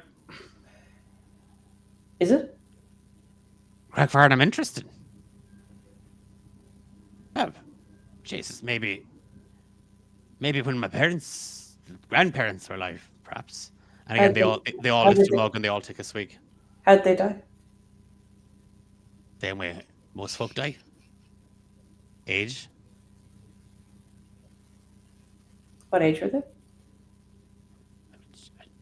I didn't realize this was some sort of inquisition. But they were a respectable age. Are you saying they shouldn't have died? No, I think everyone should die. Otherwise, it's quite odd if they don't. Well, we'll drink to that then, won't we? And they all take another swig. Yeah. So you're here because you think Craigfarnham's interesting, then, is it? You lost a gazebo to a salt swamp. What? The manor's gazebo was lost to the swamp. Was there anyone in the gazebo? What in the shite's name are you talking about, lad? Sorry.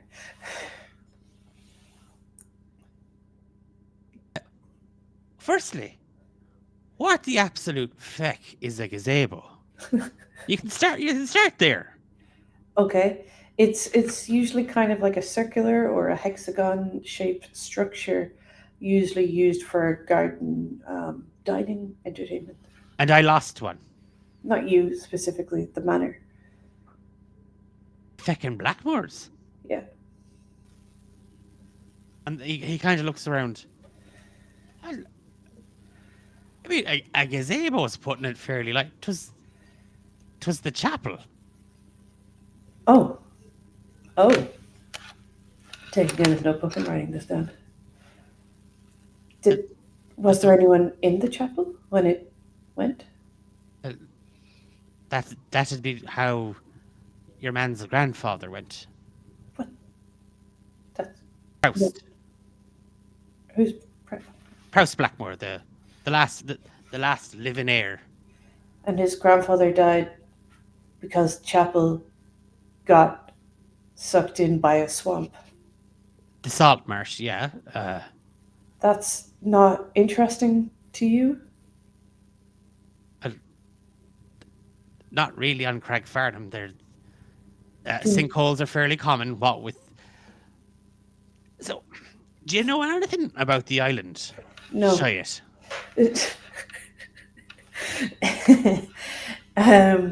I know I'm saying that right. it's Shuyet, but it's fine. Sorry now. It's okay. Shuyet. You can call me Shu if you like, if that's easier. I will Shuyet. Yeah, I will. I'll do that now. I believe that it has strong, distinct magical properties, which potentially. Would you get a load of your fella and his strong magic? No, you're. Oh, jeez, this. Well, I think this is the first, and they all take a drink for that. The first time anyone's confused Craigfarn. No, lads. Now, Shoo. You're about 50 clicks gone too far east. You're looking for Mischief. Okay. How do I get there? Well, you'd want to get it on another boat. Can you fly, Shoo? Occasionally, yes. Well, sure, you fly 50 clicks west. I don't think I can fly that far. And it seems stormy, but I will find a way. But I could be wrong. And he takes out another notebook he has with kind of extended pages, so it folds out. And he says, "If I get a load of the big book he's got." Yes, it's I. This is the map I have of this planet, this planet's ley lines, and it says that they cross right here where we are. Just give us a look. And he lifts it, and he goes right into one eye. Yeah. I haven't been seen well now for a while, but don't tell the wife. She won't be having you go out on the boats. No, that's Craigfarnham. I'm not really sure what a lot of these lines are coming into it. But yeah, no, you're definitely on. And did you draw all the lines, or? Yes. And did you just make them up from your head, or? No. Oh. Well, if you're saying these all connect here, I don't know. And they all kind of look around, and they're all the mood shifted a little bit. He does that, yes. Well, do you think he knows anything about the vault? Why should I ask him? Go on, ask him. Shoo, have you heard of the Blackmoor Vault? Declan, have I heard of the Blackmoor Vault? No, not at all. Okay. Immediately. Nope. Have you? Well, I've never seen it. No, none of us have seen it. It's they were a very, very queer family. They were very homosexual? No, odd. They were. There's nothing odd with being homosexual. They were just strange old bastards. You know, they weren't right in the fucking head a lot of them. I see. The Blackmoors that owned the manor that lost the chapel to the Saltmarsh. There's a song in that.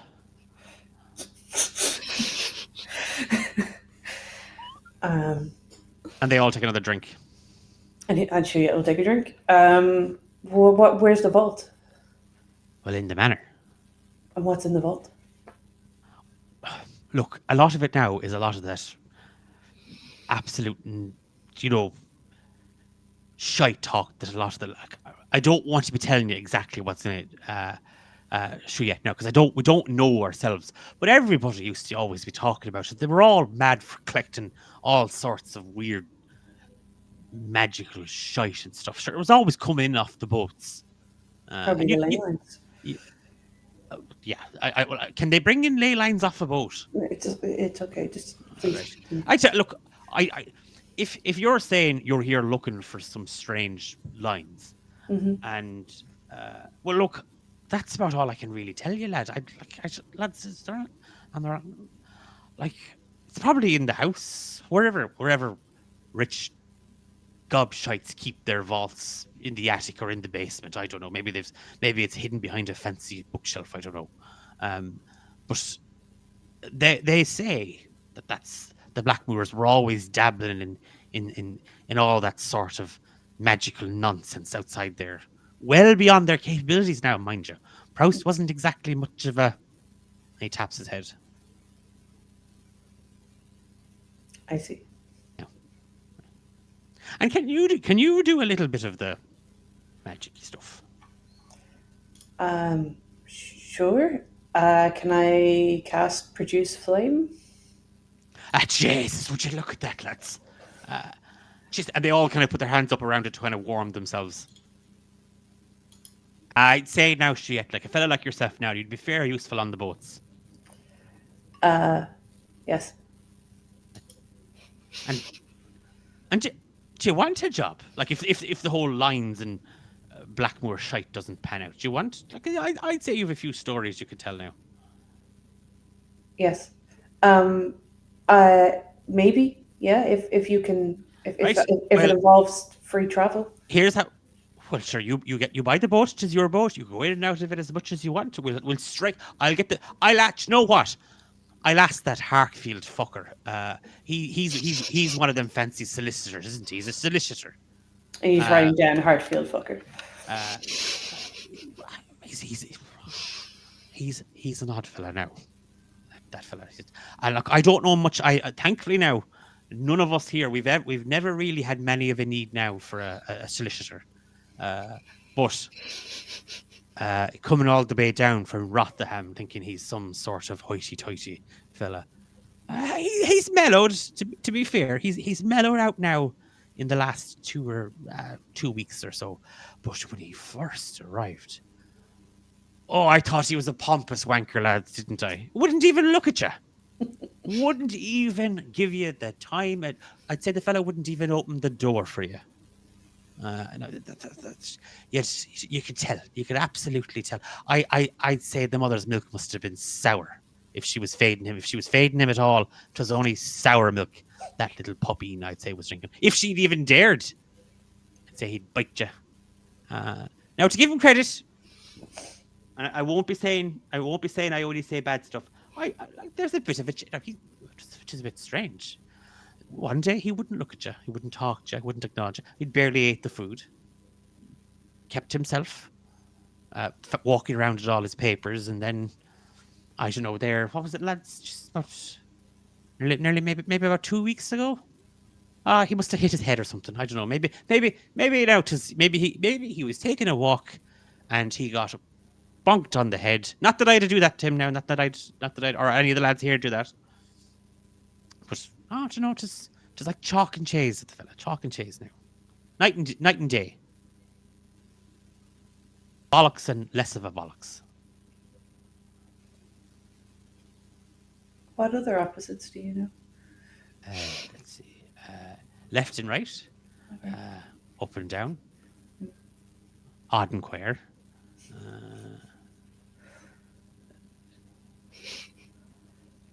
wet and dry. Uh. Very wet and very dry. Yeah. So, right, I'll say it to Hartfield. Now that he's kind of mellowed out a small bit and got a bit of a personality about himself. Now, I still don't trust him. I wouldn't trust a fella like that now as far as I could throw him. And he's a wisp of a fella. I'd probably throw him off the cliff if I could. But I'll have him draw up a small contract and sure, have a drink. Go on, shoot it. And again, another drink is put in front of you. And sure, look, what do we say? 15 gold pieces, 20 gold, 25? You're hardly pushing 50 gold pieces. Now, sure, look, right, 50 gold pieces it is, Shriet, and you can have the boat. Well, I don't want You to. don't, no, I can't, I won't take another piece off you. 50 gold pieces and I 10 don't- silver. I don't. That's loads. Right, I'll get the paperwork. Lads, drinks. And they all start cheering, Shriet, Shriet, Shriet, Shriet, Shriet, Shriet, Shriet. As you start knocking, give me a Constitution saving throw. Yeah, I think that's fair. I have 10 gold pieces, by the way. Okay, that's really interesting. What you That was and I rolled a 10. So there you go. The ale is strong, and you have been doing mug after mug after mug for the last while.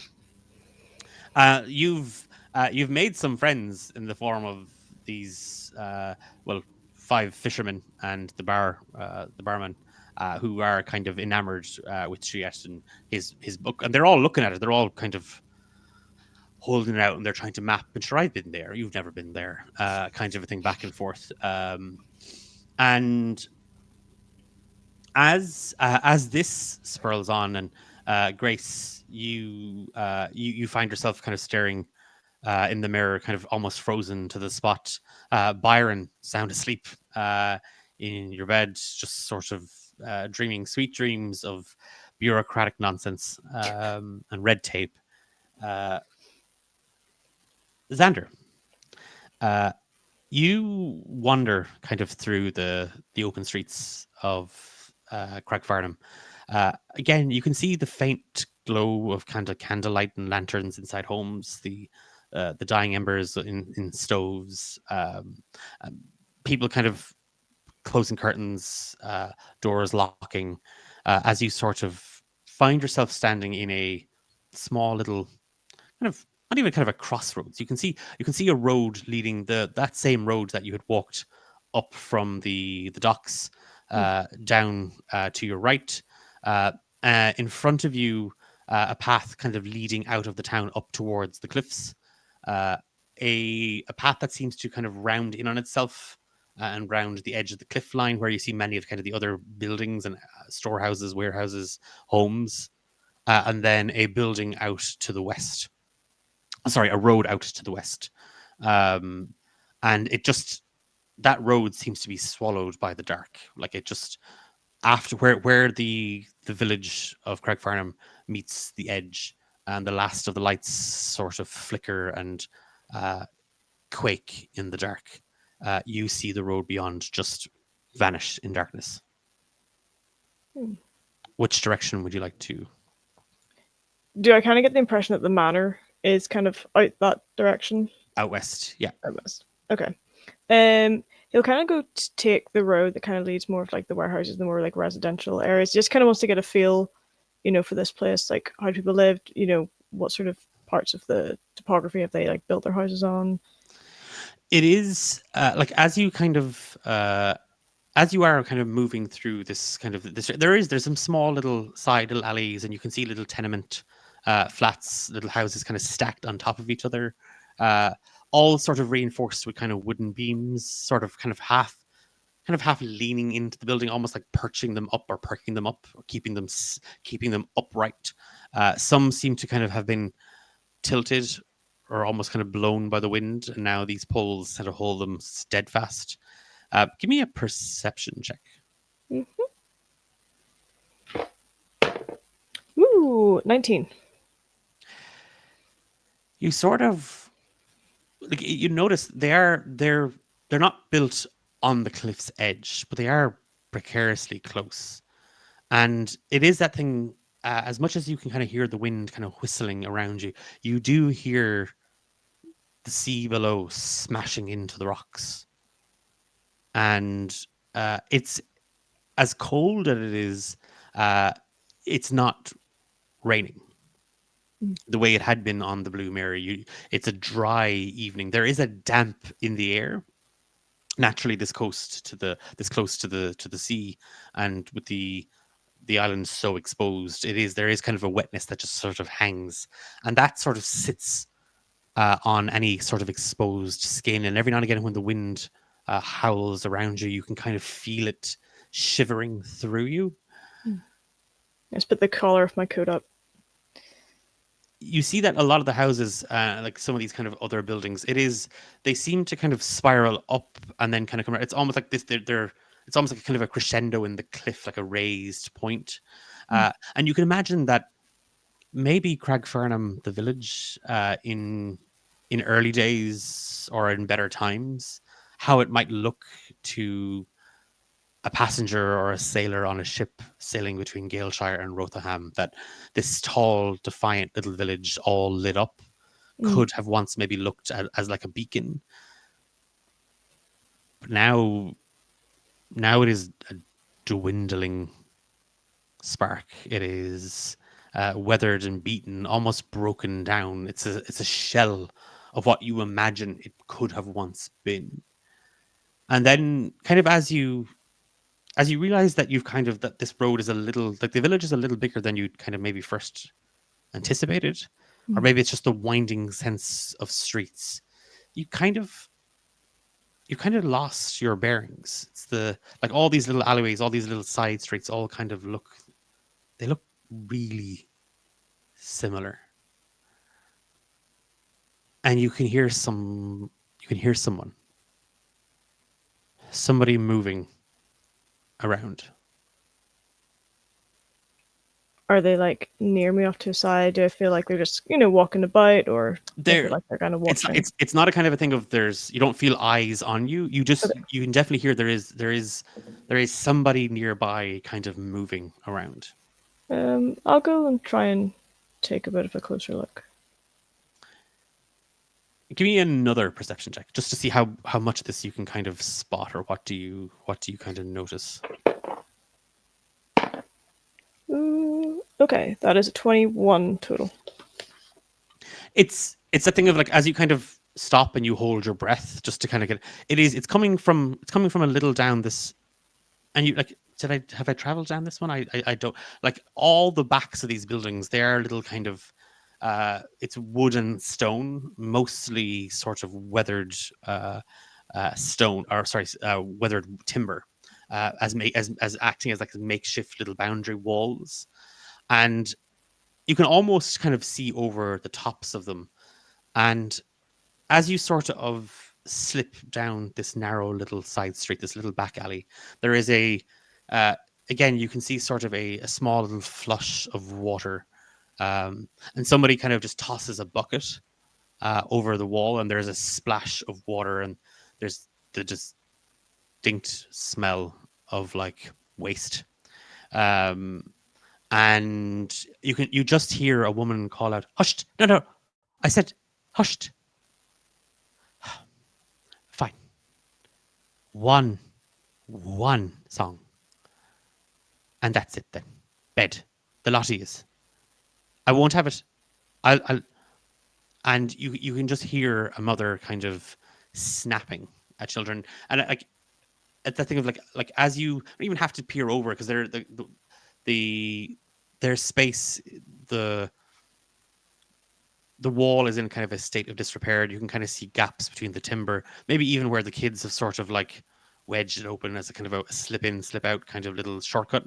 But you can see kind of, there is a woman kind of hunched down kind of in a doorway, and she seems to be kind of cleaning or washing something. And behind her, in kind of a one size space, you can see kind of a small group of 2 or 3 little kind of children, all wearing kind of tatty looking kind of bedclothes. And as she sort of sits down, and you see her kind of like just scraping cloth, like what looked like sheets against a washboard.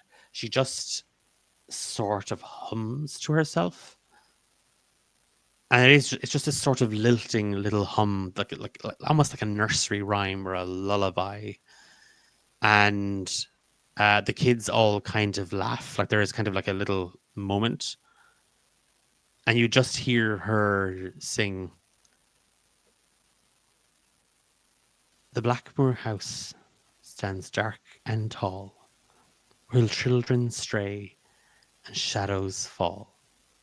The lady walks when night is near, to steal the hearts of those who fear." And she sort of lunges back at the kids and she kind of splashes them with a little water and they all laugh. "So mind your step and watch the way, or in her grasp you'll forever stay." And she grabs one of the little ones and they all kind of start laughing and the two of them shriek. And then her eyes kind of lock on you. Oh dear. Can I help you? Sorry, don't mind me. I was just passing through and And you heard can around. pass on now if you don't mind. I shall. Apologies. And like you hear, "Shut bed now, the lot of you, go, I work." And the door closes. Kind of embarrassed. Xander will just kind of continue walking and try and like find his way back around. Yeah, it takes a little bit of time, Xander. Like it's a thing of like, sorry, it was down this one, and you're kind of looking to get back onto that main road that you had kind of followed through. It takes you a lot longer than you would imagined, because it's like these little houses, these little flats, these little bedsits. There is kind of it's almost like labyrinthine. There's no sort of rhyme or reason to their layout. They're slotted in here and they fit, but they don't. And then the walls are sort of angular and jagged. It does seem to be like wherever you kind of lay your hat and no one shifts you on, they seem to have built these little spaces. But you do manage to find your way eventually back out onto that main road, and you are frozen to the bone. And you do see that pale, sickly glow, the green and yellow glow from the lantern of the crooked mast. Cool. He quickly heads, rubbing his hands. He lights another cigarette. Goes into the crooked mast and heads up to his room to try and get warm and settle down for the evening. Just kind of replaying the nursery rhyme over his head and wonders what it means. You slip inside. You see Shuet asleep on the bar, like literally head down, hood over, and like a blanket / tarp has been kind of thrown over him. Xander, as you kind of flit up the stairs to your room, and that is where night ends, as sleep or lack thereof comes to you. Grace, every groan, every creak of a floorboard, every sound outside on the street, the unknown drags you, alerts you, panics you into a state of wickedness. And as the morning light peers in through your window, Grace, take a point of exhaustion as everybody else takes a long rest. For Grace. How many points of exhaust? Well, would I have been rested coming off the ship? At least? You were rested coming off the ship, and the kind of before the days on the ship. So yeah. Okay, deadly. Okay, grand. Yeah, Byron. Yeah, you are first up and at him. He'll just wash and get dressed and head down to see what Eliza has made for breakfast. It's fried streaks of it's tuna steaks, but like it's kind of it's smoked. It's kind of like if you could, I don't know if fish rashers are a thing, but it is. Gross. It's thin slices of tuna, pan fried in butter. It's Uh, ceviche. There you go. On like really kind of crusty soda bread. Okay. But the soda bread is sitting in like melted butter. Of course it is. Yeah. Yeah, he's just gonna again take a plate graciously and sit down and mostly push the food around, nibble a little bit. Well, your lordship, your bill's been settled for the next for duration. So, thank you. Oh yes, my pleasure. I do apologize that I've stayed quite a lot longer than I anticipated. Not at all. And she kind of gestures to Shuyet, who's again. Shuyet, you can hear the conversations. You can hear people muttering. You can smell the food. Is this gentleman someone you were also bringing to the Blackmoor estate? Yes. I apologize, Yes? sir. I didn't realize you were awake. Did you stay here all night? There was a perfectly good bed upstairs. Yeah. Okay. Breakfast? Yes, please. And again, a thin little plate, a little wooden plate, with like these small little crispy tuna rashers and 2 hearty chunks of soda bread sitting in butter. Oh. Yeah, he powers it. Okay. Xander and Grace. Yeah, Xander, when he wakes up, will just get himself ready, fixes his mustache, comes downstairs. As soon as Grace hears people making their way downstairs, they're going to, like, they would have gotten ready, like, dressed a while ago, knowing that they weren't going to be able to fall asleep, and they'll make their way downstairs as well, trying to look a bit more alive. Yeah, the smell of the kind of the food hits all of you. Again, there is kind of a warm spiced ale and tea. There is the smell of like it's kind of weird saying it in Saving Grace, but what we call go-go juice, coffee. Go-go beans are the equivalent of coffee beans in this universe. So go-go juice.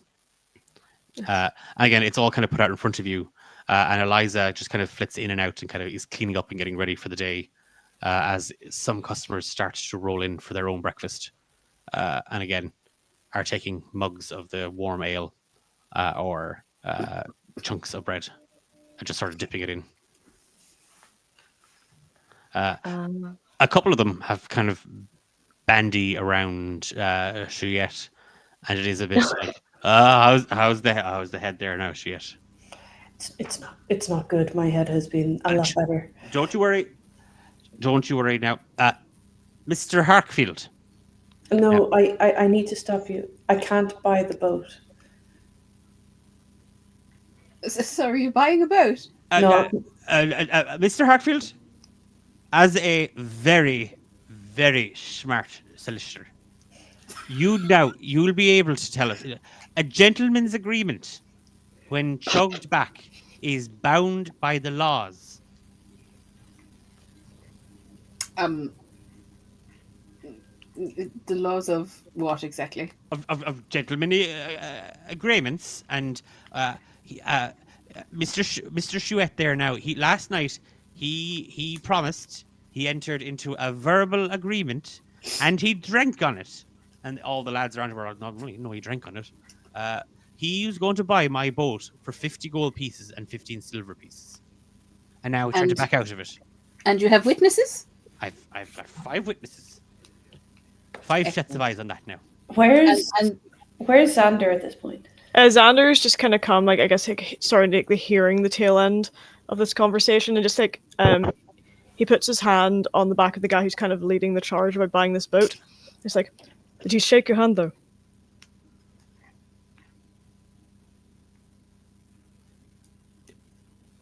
Jesus, I can't. No, he didn't shake my hand now, but he Oh, drank but on it. then. Oh no, sorry. It needs to be a handshake. Everyone knows that. Mr. Harkness, no. I don't look. Would you ever go in out yourself there? I don't know who you're not a solicitor. I have a No. solicitor now, and he's pointing over at Mr. Harkness. Mr. Harkness, Say solicitor again. solicitor. There's no H in solicitor. Solicitor. Solicitor. Anyway. Solicitor. Lads, I know how to say solicitor. I'm just in character. We're just checking. We're just checking. just so you know, I know how to say solicitor. Okay, Okay, darling. solicitor. Solicitor. I'm afraid, Mr. Also, someone please clip that. I don't know if there's anyone able to clip that. Got it. On it. Solicitor. Solicitor. What's Andrew's last name again? Vernissier. I'm afraid Mr. Vernissier is correct. No, this No is, handshake, no deal. I'm afraid. no, this. Do you know what this is now? This is a bunch of people that come into the island, and they come on now, and they think they're better than us, right? Well, Not there's- at all. Not at all. So there's- you're the one with the boat. I'm the man without 50 gold pieces and 15 silver pieces for the boat. And I- he there all nice now, and he telling us all these lovely stories and showing us all his big his big book and all his lines in it, huh? I thought that was good. I would love to buy your boat. I just don't. Well, have you the- heard him. You heard him. I He don't wants have to buy the my money. boat. I don't have the money to buy the boat yet.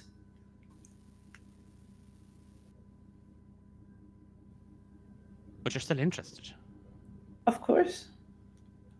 All right. Mr. Hartfield. Mhm. I'd like you to draw up a contractual obligation Of intent to buy? of intent to purchase one slightly used nautical vessel. That's the legal term? For 50 gold and 15 silver pieces between myself now and Mr. Chouette there. And I'd like that on my desk first thing in the morning. And Right. where's your desk, pray tell? And he slaps both hands on the countertop of the bar. Right there now. Yes. And who will be covering the solicitor's piece?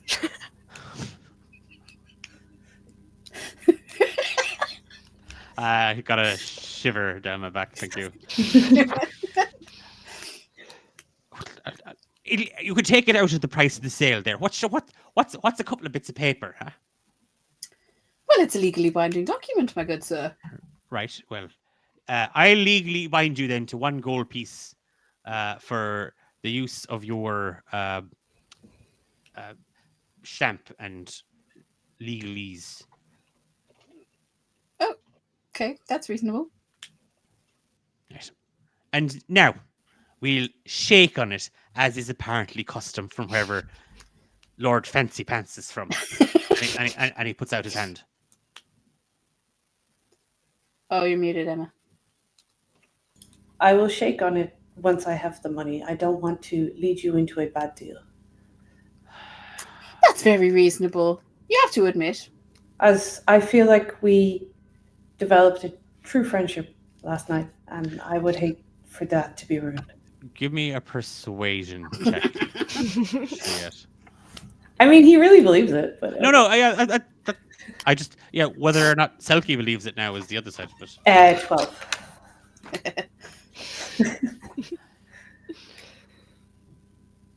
Oh, He fixes a look on you. giving him the glad eye. Look,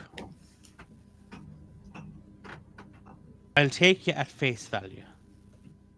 How much gold have you on you now? Okay, now he's going to lie. I have 2 gold pieces. Deception check, please. Yeah, of course, yeah. Oh, That's a 9. oh no. That's not what you were saying last night. Now, shit. Remember, we were buying your drinks and you took out your coin purse and you were all about paying for everybody else's drinks and we all told you to put it to one side and you said you'd more money now than you had sense.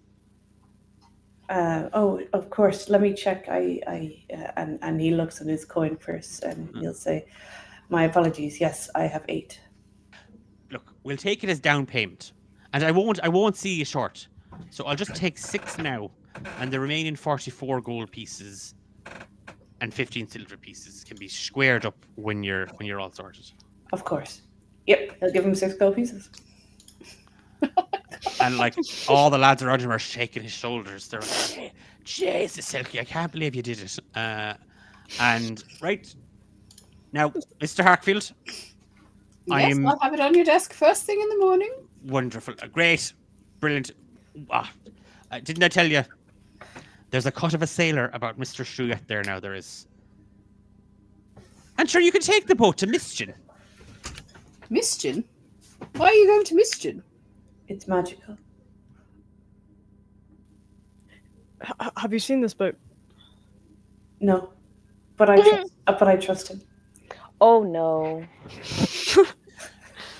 There's the door to the tavern opens, and a kind of a late 30s looking gentleman, sort of thin, wispy hair, sort of like tossed to one side, sandy sort of grey color, slips in. You can see he like a little kind of gaunt, wearing a very sort of faded green shirt, heavy sort of thick, almost like woolly, wiry coat pulled up around himself, dark black pants and boots. Mr. Harfield, sir, Yes? and he just you ordered the carriage for this morning. Oh, very good. It's here. It is, sir. I've been outside. Excellent. Are you looking to go back to the Blackmore estate? Yes, please. We have more passengers than I anticipated, though. Well, you hired the carriage, sir, so to seat the 4. Wonderful. Unless there's more, in which case No, someone can. No, nobody else from this spa is coming. Just us. Right, so sir, whenever you're ready. And she kind of makes kind of a half bow. Does Byron know his name? Again, it's kind of it's one of those things where it's kind of on the tip of your tongue. It's Saltwind Stables is the only it's the only King Stables. Does Declan know his name? I do actually. I do. It's Dirk Bergain. Dirk. Bergain. Bergain, yeah. It's a fantasy. I can make up whatever fucking names I want. Bergain. Oh, yes, that's the one unbelievable thing about this. Not me ham-fisting my way through the word solicitor. No, Bergain is what we're taking umbrage with. Noted. Very good, my good sir. Thank you very much. You've been especially helpful. And Mr. Hartfield, now you won't be forgetting my contractual deed with Mr. Shears. No, there. first thing in the morning. And he starts rubbing his hands together. Off you go now, Mr. Shears. We'll see you shortly. And I'll have the boat all repaired and washed and ready for you for when you hand over the rest of the money. Mm-hmm. And he kind of takes the gold and he puts it down in front of Eliza, who's kind of been watching on the entire time, just kind of completely and totally befuddled. Is everybody kind of just following Byron out? It is. You see the gentleman kind of is now sitting at the front of the carriage. It's a coach. Like it looks quite well made, if not a little old. Black with sort of a worn sort of silver look in sort of the handles Wheels well maintained, but you can't imagine it gets much use. There's 2 horses leading it, one black with a white sort of burst in under its chest, and another then kind of a mottled grey, white, and black with sort of a longer mane that's kind of wisping back and forth in the wind.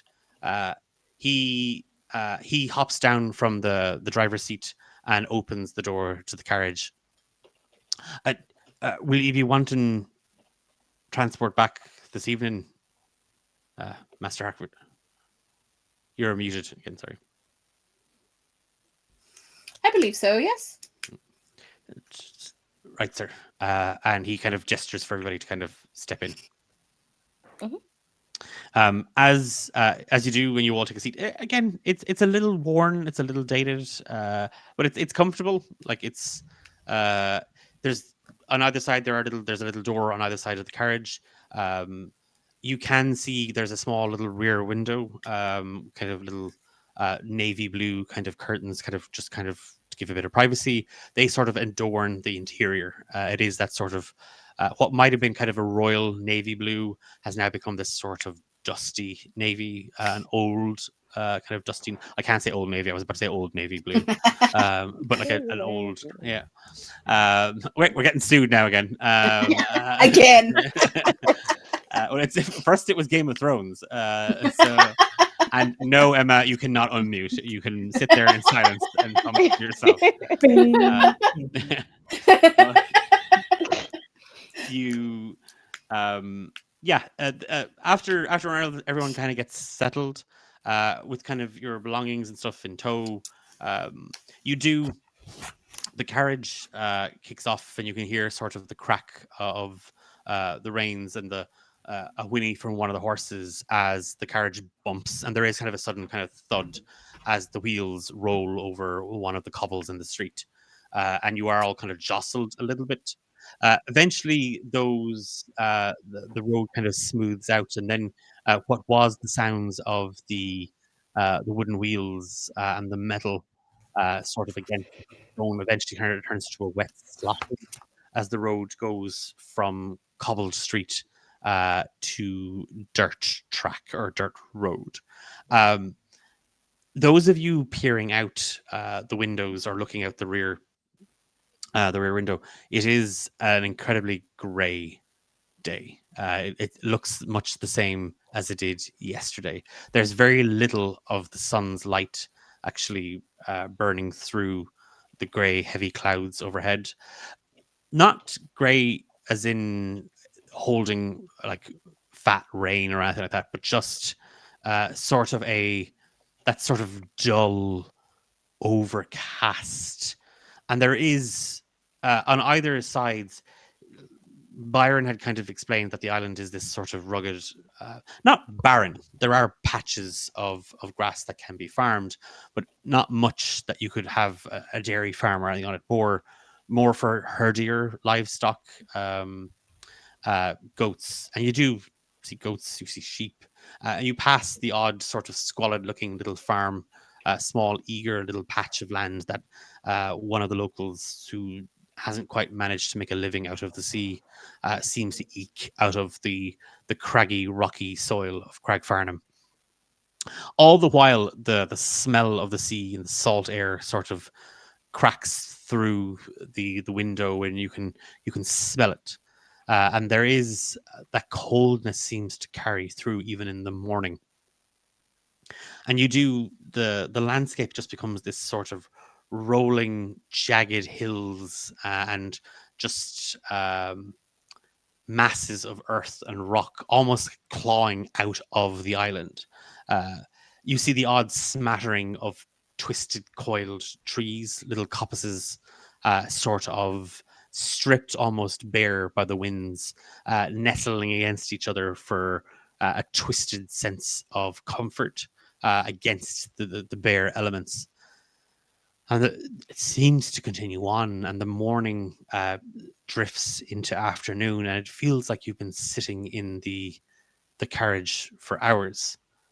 conversation lulling in and out last night's shenanigans in the bar. I don't know how much Juliette you'd go into detail of, but it is that sort of explanation as to what had happened as Byron and Xander, maybe even Grace pokes a little bit. But of the four of you, Grace seems the one a little out of sorts, a little cool, a little distant, a little off. And I need everyone to make a perception check, please. I know. I'm airing my dirty laundry. Natural 18%. So 22. Ooh. Sorry, Grace. 17. Ah, jeez. 8.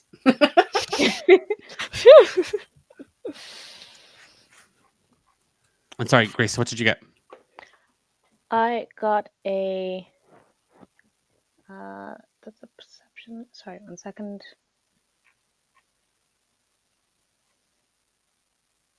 $16. It is that thing you find Byron kind of locked or trying to pull Grace into conversation, like inquiring as to what she knows about Craigfarnham. You're also kind of keeping an eye out for any landmarks. So I think we're almost there. One of those like, are we there yet? Sort of conversations. Grace, you feel the carriage kind of bump. All of you feel it. It is that sort of. It is that kind of a jostle. But Grace, Xander, and Juliette, you hear the carriage driver. What in the fucking hell is that? And as you clamber, there is again the carriage is jostled. Like it is something hits into the carriage. Oh. And you just hear a steady on, steady on. And then there's a whistling sound and you hear a baying howl. This infernal snarling. And again, the carriage is jostled, this time from the right. And there's a moment where the carriage actually lifts. And Byron and Grace on that side, you do feel yourselves sort of shunted hard to the left as the carriage slams down. There's something attacking the carriage. There's dogs. I think it's, and then there is just as you hear something whistle through the air, and then a violent thud, and then a second thud as the wheels hit something and roll over it. The horses let out a whinnying shriek as the carriage begins to pick up the speed. And Juliette and Xander, as you peer out the window, both of you catch eyes with it looks all it's bigger than the horses. Here on the right hand side you see it, and its head turns up to look at you, and you see these. It looks as if its eyes look like smoking coals. Its fur is this mottled, burned. You can see kind of where it's frayed or caught at the edges, and occasionally you just see these rippling roars of fire almost crackle through its skin as the creature's head turns up to look at you, and there is a snap as its jaw opens and you see flames as a hellhound shunts itself again into the right hand side. And Byron, Grace, as you peer down the other side, you see a second hound, and then there is a whistle, a sharp whistle, and again the carriage is lifted up. I need all of you to give me dex saving throws. Jeez. And that is where we leave our session. Woo! Are you having a laugh? No monsters on Craigfarnham, eh, Byron?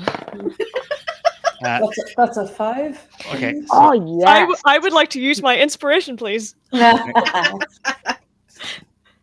Ooh, unnatural Natural 20. 20! I rolled in at 20. Nice. We're just surfing on the carriage, apparently. 26 total. and Byron, you got an unnatural 20, was it? Yeah. Okay. We'll deal with those when we come back. I have those locked in. Thank you so much. A big thank you to Emma, Eilish, Soph, and Tendai for this evening's session of Saving Grace: A Garden of Lies. This session titled Sinking Dread. It is always a highlight of mine to get to run. I love this. I love the world of Romancing the Dungeon, and I love getting to play a different part of it with 4 absolutely phenomenal players. A big thank you to a really wonderful friend of ours here and a team member of D8 Dungeon, Kat, who took on the role of Pale Nancy for some formidable, if not slightly intimidating, sessions. Kat, if you're watching this live or you're watching this afterwards, thank you so much for bringing so much character to Pale Nancy in those sessions, and look forward to playing and running games with you again in the new year. A big thank you again to Tendai, Soph, and Eilish and Emma for helping create so much of this world in those wonderful moments and giving me permission to mess with your characters and all sorts of shenanigans. I'm Declan, and I've been your dungeon master. We're back next week for another episode of Saving Grace. This was our catch-up episode. So if you were like, oh, I need to see more of Saving Grace, well, we're back next Monday. This was our we weren't able to play last week, so we got together today to catch up on it. So we're back in next week for another brand new episode. A couple of things to very quickly mention.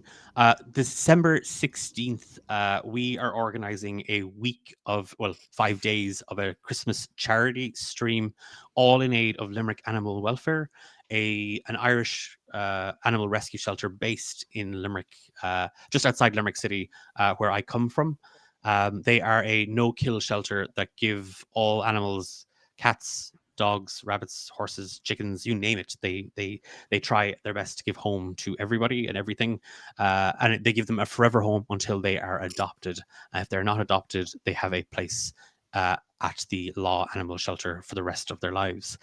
We are hoping to raise funds to help offset some of their costs.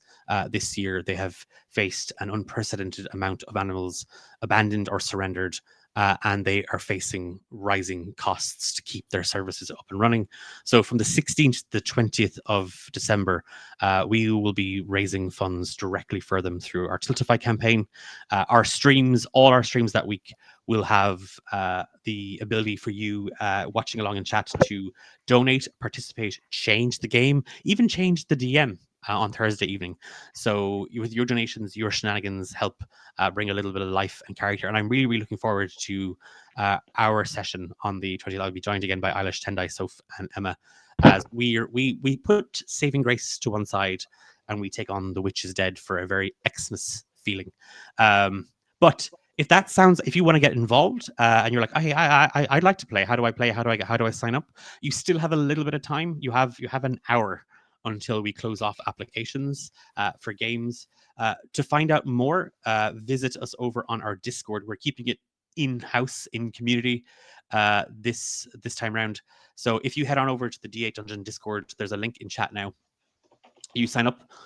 There's an application form in the server updates and in the general chat that you can find. If not, just give me a ping, D8 Declan, D8 Declan on the Discord, and I will try my best to point it out to you. Outside of that, there is a brand new episode of Romancing the Dungeon out this Friday. It is the second episode installment in Fia's journey, as she makes a break for it out of Galeshire City, leaving her life, her friends, and her love behind her. On Thursday, I'm back here with Ben from Homebrew Quest for Ben and Declan on a Roll, our TTRPG talk show. And yes, rumors of our toy show inspired madness are taking hold, I think. So if there is a TTRPG crafter, maker, writer, publisher, small, medium, mom, pop shop, whatever it might be, if you've picked up something this year that you're like, shit, more people should know about this, more people should talk about this, message us on the Discord, email us at d8dungeon and flag d8dungeon@gmail.com. Flag your favorite creators with us. We'll give them shout outs. We'll talk about their stuff. Ben and I have plenty, but we want to show off more. If you are a small creator, if you are a DM for hire, if you're a professional DM and you want to talk about your services, let us know, and we'll do our best to give you a little bit of airtime and a little bit of promo in these spaces. that's all we have time for this evening. A big thank you to everybody who joined us in chat. Squishy McD, yeah, that lady was a bit harsh to Xander, but to be fair, Xander was staring in at her and her kids. So Yeah. just yeah. But I agree, but I think also that weirdo looking in as she's washing clothes, listening to the song is a bit odd. But Thank you so much for joining us in chat this evening, and hopefully we will see you on Thursday night. And I think Emma, as you take us out, I might find a channel to raid very quickly if you take us to credits. Bye.